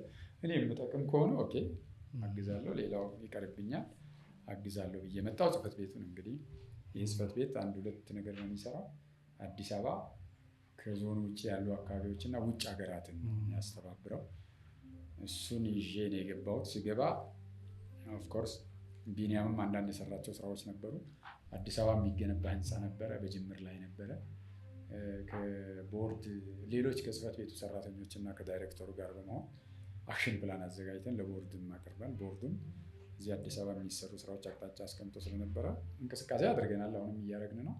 በጥሩ ሁኔታ ተንቀሳቅሰናል። ለባለፉት 3 ዓመታት ጥሩ ስራ ሰርተናል ማለት ይቻላል። ከእቅድ በላይ አንዳንድ ስራዎች አሳክተናል። ይሄ ማለት ነው በጋራ ከዋና ጽህፈት ቤቱ ጋር በመሆን ጥሩ ስራዎች ሰርተናል። አንዱ የሰራ ነው ለብዙ ጊዜ የቆመው ህንፃ በቃ ጉራጌ የሆነና የጉራጌን እንቅስቃሴ የሚደግፍ ሰው ያ ህንፃ ስራ በተጀመረበት አካባቢ ሲያልፍ ያፍር ነበር። እኛ አንድ ነገር ነው እናፍራለን፣ ግን በቃ በጣም ለረጅም ጊዜ በ2002 አካባቢ የተጀመረ ህንፃ ለይሄ ሁሉ አመት ዝም ብሎ ቆሞ ነበር። ስለዚህ በአሁኑ ጊዜ ያለውን ቦርድ ቆርጦ ገባ። እኛም እንደ ጽህፈት ቤት በጣም በተናበበና በተቀናጀ መንገድ ሄደን ህንፃውን ለአገልግሎት አብቅተናል። የተወሰነ ፓርት የሚቀረን ነገር ቢኖርም ቢያንስ አሁን ይሄኛውን ወደ ጥቅም ቀይረናል። አንድ ጥሩ ነገር የሚለው ይሄ ለማሰራት ገንዘብ አልነበረውም። ማህበሩ በጣም ተዳክሞ ነበር። ኢንከሙ አባላትም በዚህ ከለውጡ ጋር ተያይዘው ብዙ አባላት ከማህበሩ ወጥተው ነበር በሰዓቱ። አዲሱን የለውጥ እንቅስቃሴ ይዞ አባልነት መዋጮ አልከፍልም በሚል በማወቅም ባለማወቅም በአንዳንድ ብስጭትም ብዙ አባል ወጥቶ ነበር እና ማህበሩ ገቢ አልነበረውም። አዲሱ ስራ አስኪያጅ ቅባቱ ከመጣ በኋላ ይህንን ችግር ለመፍታት ኦፍኮርስ ያኔ እኔ ቦርዱም ውስጥ ስለነበር ይህን አባል ወደዚህ ለመመለስ ቦርዱም በጣም ጨክኖ ሰርቷል። መልሶ ማህበረሰቡን ማወያየት፣ የዞን አመራር፣ የወረዳ አመራር ማወያየት፣ እንደዚህ እያወያየን ከህብረተሰቡን የመቀራረብ ስራ ሰርተን በርካቶች ወደ አባልነት ተመልሰዋል። የጉራጌ ተወላጅ የሆኑም ተወላጅ አልሆኑም። ያንን ነገር አዲስ አበባ ላይ ለማስቀጠል መልሰን እኔ ጽህፈት ቤት ከመጣ በኋላ ብዙ ስራ ሰርተናል እና እንዲህ በ3 ዓመት ቢያንስ ቀላል ብር አልሰበሰብንም ከአባላት ሚኒመም ከ30-40 ሚሊዮን በላይ ብር ሰብስበናል በአዲስ አበባ ከተማ ውስጥ። ይሄ ብርም ቀጥታ ሄዶ ህንፃው ላይ እንዲያርፍ ተደርጓል። ህንፃውም እንዲፋጠን ተደርጓል። ድሬዳዋም ላይ ትንሽ ለዘብ ያለው አባላችን ለማንቀሳቀስ ሞክረናል። ወደ ሙሉ ስርዓት ባይገባም እዛም ያለው ተወላጁ ማህበሩን እንዲያውቅ ተደርጓል። ግንዛቤ እንዲኖረው፣ መረጃ እንዲኖረው የተለያየ ስራ ለመስራት ሞክረናል። ግን በሚገባው ልክ ነው ማለት አይደለም። አሁንም ያው ከነባራዊ ሁኔታ ጋር ተያይዞ አንዳንድ እግር የሚጎትቱ ነገሮች አሉ፣ እጅ የሚይዙ ነገሮች አሉ። እሱ እንዳለ ሆኖ ሀገራዊ ችግር ሲፈታ አብሮ የሚፈታ ነው ብለን እንወስዳለን። እሱን ግን እንደ ጉራጌ በልማት ማህበር ውስጥ እንደ ጉራጌ እንደ ተወላጅ ሆነን አንደኛ ጽህፈት ቤቱም 100% 200% አቅሙን አሟጦ እኔም ቢሆን ሰርቻለሁ የሚል እምነት የለኝም። ማንም እዚህ ከመጣሁ ወዲህ አይደለም 200% 100% አይደለም 80% 75% ሰርቻለሁ የሚል ነገር የለም። ከነበረው ይሻላል፣ በንጽጽር የተሻለ ነገር አለ። ልማት የሚሸታ ነገር አለ። ነገር ግን እንደ ጉራጌ እንደ ማህበር ወዳድነት፣ እንደ ቁርጠኝነት፣ እንደ ቢዝነስ ሰው፣ እንደ ኢኮኖሚ ማይንድ ኢኮኖሚ አስተሳሰብ ያለው ማህበረሰብ ነው። ስለዚህ በልማት ማህበሩ አማካኝነት ሁሉም ሰው ተረባርቦ የሚገባው ነገር እንዲሰራ ግን አላስቻለም። ማህበሩ አላስቻለም። ቀጣይም አጀንዳ ነው። ለእኛ ብቻ ሳይሆን ለትውልዱም አጀንዳ ነው የሚሆነው። መጠናከር አለበት። ጉራጌ የመደራደር አቅሙ ከፍ ማድረግ አለበት። የመደራደር አቅሙ ከፍ ሊል የሚችለው ኢኮኖሚያዊ አቅሙ ሲገነባ ነው። በማህበር በጋራ አስተሳሰብ መስራት አለ። በተናጥል ብቻ ሳይሆን ሀብቱን አሰባስበው በአክሲዮን እየተደራጀ ስራ መስራት መቻል አለበት። በትውልድ አካባቢ ማህበሩን መሰረት አድርጎ በትውልድ አካባቢ የስራ እድል መፍጠር አለበት። ሀብት አለው፣ ገንዘብ አለው። ያ ገንዘቡ በትውልድ አካባቢው የተለያየ የስራ እድል መፍጠር አለበት። ያ ማህበረሰብ ስራ ፍለጋ ወደ ተለያየ ከተማ አይደለም ባይተዋረው ነው መጓዝ ያለበት። በአካባቢው በቅርበት መስራት። በቅርበት ሲሰራ አካባቢውን አይተውም። አሁን ጉራጌ አካባቢ ሌላ አደጋ አለ። ወደ ከተማ እየመጣ ስለሆነ አካባቢውን ትተዋል። ቀየውን እየለቀቀ በሌላ ሰው አደራ እያስያዘ ነው የሚሄደው። ይሄ ነገር ሊፈታ የሚችለው ሁሉም ሲተባበር ነው። ይሄ ማለት ማለት ነው ልማት ማህበሩ በደንብ አድርጎ ይህን ማህበረሰብ ማስተባበር አለበት። ማህበረሰቡ ሀብት ያለው ማህበረሰብ በአካባቢ የስራ እድል መፍጠር አለበት። ፋብሪካ መክፈት አለበት። የገበያ አካባቢ እዛ ማድረግ ይቻላል። ሴንተር ነው የሀገሪቱ መካከል ላይ ለዓለም ገበያ ቅርብ ነው ጉራጌ ያለው። ጉራጌ የሚኖርበት አካባቢ ለዓለም ገበያ ቅርብ ነው። የዓለም ገበያ ዛሬ ደጅ ነው የመጣው። በኔትወርክ የምንሰራው ስራ እንዳለ ሆኖ ለተለያዩ ትራንስፖርቶች ቅርብ ማለት ነው። ለአየር መንገድ ቅርብ ነው ጉራጌ። ለአየር መንገድ ቅርብ ነው። ለባቡር ቅርብ ነው። ለጅቡቲ መንገድ ቅርብ ነው። ለባቡር ከወልቂጤ እዚህ ከቡታጅራ እዚህ ለመምጣት ሩቅ አይደለም። ስለዚህ እነዚህ አካባቢዎች በሙሉ በኢንቨስትመንት በተለያየ አገልግሎቶች በተለያየ ነገር በምርት ላይ በግብርና ምርቶች ላይ አካባቢን ብናሳልጠው እያንዳንዱ አምራች ለዓለም ገበያ ቅርብ ስለሆነ ተጠቃሚ ይሆናል። በሌላ መንገድ የስራ እድል እዛ አካባቢ ስለሚፈጥር ከቀየው ወጥቶ ስራ ፍለጋ በተለያየ ቦታ የሚንቀሳቀስ የተማረ ኃይል እዛ አካባቢ ማቆየት ይቻላል፣ ኤግዚስት ማድረግ ይቻላል። ስለዚህ አንደኛ ተመጋጋቢ ስራ መስራት ይቻላል። እዛው አካባቢው የምርት አካባቢ፣ የልማት አካባቢ፣ ሰው ያለበት አካባቢ ማድረግ ይቻላል። እሴቱም ባህሉ ላይበረዝ ይችላል፣ አይበረዝም፣ በብዛት ላይበረዝ ይችላል። እና ይሄ ለማድረግ ሁሉም መስራት አለበት። ልማት ማህበሩ ግን ከፊቱ ሆኖ ይህን መምራት አለ። አሳይሜንት ያለበት እሱ ነው። ሁሉንም ጉራጌ ሊያገናኝ የሚችለው እሱ ነው። ምክንያቱም ፖለቲካል አይደለም። ይሄ ሁሉንም እንዲጠቀም የሚያደርግ ነው። በፖለቲካ የምትቀሰቅሰው ነገር አይደለም። በልማት እንዲጠቀም ማህበራዊ ህይወቱ እንዲቀየር ማድረግ፣ መሰረተ ልማት እንዲሰፋለት ማድረግ፣ የስራ እድል መፍጠር ስለሆነ በዚህ ላይ ልማት ማህበሩ የበለጠ መስራት አለበት። ይህም ጽህፈት ቤት በበቂ አቅም ተደራጅቶ በበቂም ባለሙያ ተጠናክሮ በዚህ መንገድ እንዲሰራ ቦርዱም ህዝቡም ጽህፈት ቤቱን ቢሰራ ጥሩ ነው የሚል አስተያየት አለ። እኔ ጨርሻለሁ። ጥሩ ቆይታ ነበረ። አመሰግናለሁ። ያው አዲስ የሚመጣ መጽሐፍ አለ፣ ግን ደግሞ ከሄድክባቸው አካባቢዎች የቀሰምካቸው ሌሎች ማህበራዊ ህይወቶች ይኖራሉ እና አዲሱንም የሚታተመው መጽሐፍ እንደዚሁም ሌሎችም ቀሪ ጉዳዮች በሌላ ጊዜ እንገናኛለን ብለን ተስፋ እናደርጋለን። በጣም አመሰግናለሁ ያደረጋችሁልኝ ግብዣ መስተንግዶ። አመሰግናለሁ። እናመሰግናለን። እንደ አባት ግን እንደው በዚህ ዘመን በዚህ የእድሜ ህይወትህ በገባበት በወጣበት ነገሮችንም ሰከን ብለህ ከውጭ ለማየት እንደሞከረ ሰው ለትውልዱ ማስተላለፍ በምትፈልገው አጭር መልእክት ውይይታችንን እንደዝጋው ምከረን ነው። ለእናንተ ለትውልድም እኔ የምመኘው ነገር አለ ለትውልዱ። አንደኛ ትውልዱ መንፈሰ ጠንካራ መሆን አለበት ብዬ አስባለሁ።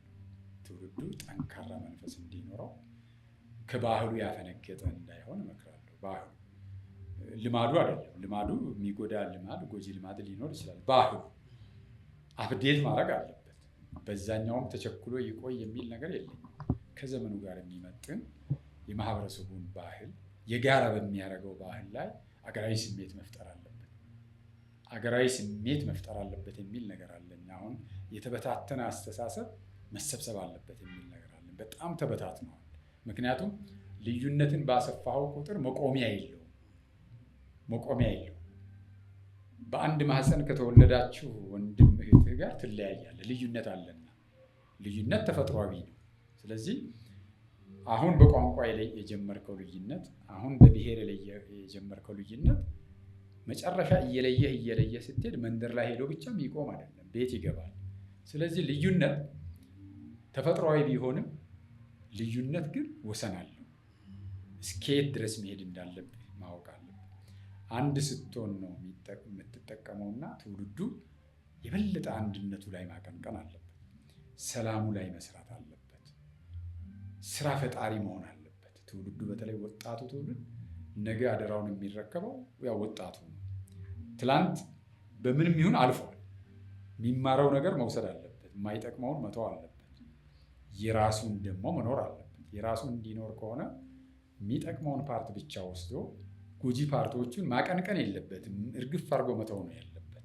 ማቀንቀን የለም። ካቀነቀነው ራሱ እንደገና ስር ይሰዳል። ስር እንዳይሰድ ከዚህ መጠንቀቅ አለበት። ፖለቲካውን በጥንቃቄ ፖለቲካው ለምንድን ነው ይሄ ፖለቲካ የሚሰራው ብሎ ስለ ፖለቲካው ራሱ ማወቅ ይጠይቃል። ለምንድን ነው ስለ ፖለቲከኞቹ ይህን ፖለቲካ የሚሰሩት ለምን ብለው ነው የሚሰሩት ብሎ ማወቅ፣ አውቀው በእውቀት መደገፍም መቃወምም በምክንያትና በእውቀት ቢያደርግ ደስ ይለኛል። ራስን ማሸነፍ ነው ሌላው። ራስን ማሸነፍ በቃ ኢንዲቪጁዋሊ ሰው ራሱን ማሸነፍ አለበት የሚል ነገር አለ። ይሄ አንድ ጊዜ በአንድ ጀንበር የሚመጣ ነገር አይደለም። በአንድ ሌሊት የሚመጣ አይደለም። ስሩ ታይም ግን ይህን እየገነባ መሄድ አለበት። ትውልዱ ራሱን እያሸነፈ መሄድ አለበት። ሰውን መውደድ አለበት። እኔ የመጨረሻ ማስተላለፍ እሱ እኔ ሰው መውደድ አለብኝ። በቃ ሰው መውደድ አለብን። ሰው ያው በባዮሎጂ ከሆነ የደም አይነት 4 መሰሉኝ አይደል? ባዮሎጂ ተማሪ አይደለሁም። 4 አይነት የደም አይነት ነው ያለው። ይሄ የልዩነታችን ምልክት ነው። ይሄ ልዩነት እንዳለ ተቀብለን ከዛ በላይ ልዩነት ማስፋት ግን እኔ ለእኔ ፖለቲካውን ውስጥ እንደቆየ ማህበረሰብ ከፖለቲካውም እንዳየሁት አደጋ ከፖለቲካውም እንዳየሁት ጥቅም ወስጄ ሳል በልዩነት ላይ በጣም መስራት አያስፈልግም። በቃ 4 የደም አይነት አለን፣ እሱ በቂ ነው። እሱ በሚጠቅመን መንገድ ወሰን መጠቀም ነው። ቋንቋን የትኛውም ቋንቋ ማክበር አለብን። የቋንቋ ልዩነት አለ። በቃ ካከበር ነው በቂ ነው። ከቻል መማር ነው። የአንዱን ቋንቋ አንዱ መማር አለበት። የግድ አማርኛ ብቻ አይደለም ትውልዱ፣ ወይም ኦሮምኛ ወይም ሶማሊኛ ብቻ አይደለም መማር አለ። ፈልጎ መማር አለበት ሰው በግድ ሳይሆን በነፃነት። እኔ ኦሮምኛ ብማር ለገበያ ይጠቀምበታለሁ፣ ለሰላሜ ይጠቀምበታለሁ፣ የበለጠ ስራ ሰራበታለሁ ብሎ ካሰበ በፈቃደኝነት ወዶ ይማረው፣ ችግር የለውም። 4-5 ቋንቋ ብናቅ ቻይናዎች ቻይንኛ እንማር የለም? ልክ እንደዛ ቻይናዎቹም አማርኛ ይማራሉ። እኛ ፈረንሳይኛ እንደምንማር ሶማሊኛ ብማር ምንም የሚጎዳኝ ነገር፣ ያ ግን ወድጄ መሆን አለ፣ ፈቅጄ መማር አለበት።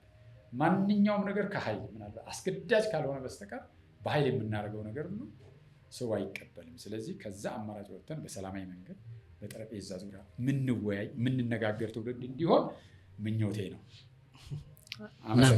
እናመሰግናለን። ከአቶ ሀገዘ ገብረመድህን ጋር ያደረግነው ቆይታ ይህንን ይመስል ነበር። ደግሞ በሌላኛው መጽሐፋቸው ላይ ተገናኝተን አሪፍ ጊዜ በመጽሐፉ ላይ ውይይት ሙግት እንደምናደርግ ተስፋ እናደርጋለን። ዝግጅታችን ከወደዳችሁት ከተማራችሁበት ሼር፣ ላይክ፣ ሰብስክራይብ ማድረጋችሁ አትወዝኑብን። ስለ ሁሉም ነገር እናመሰግናለን።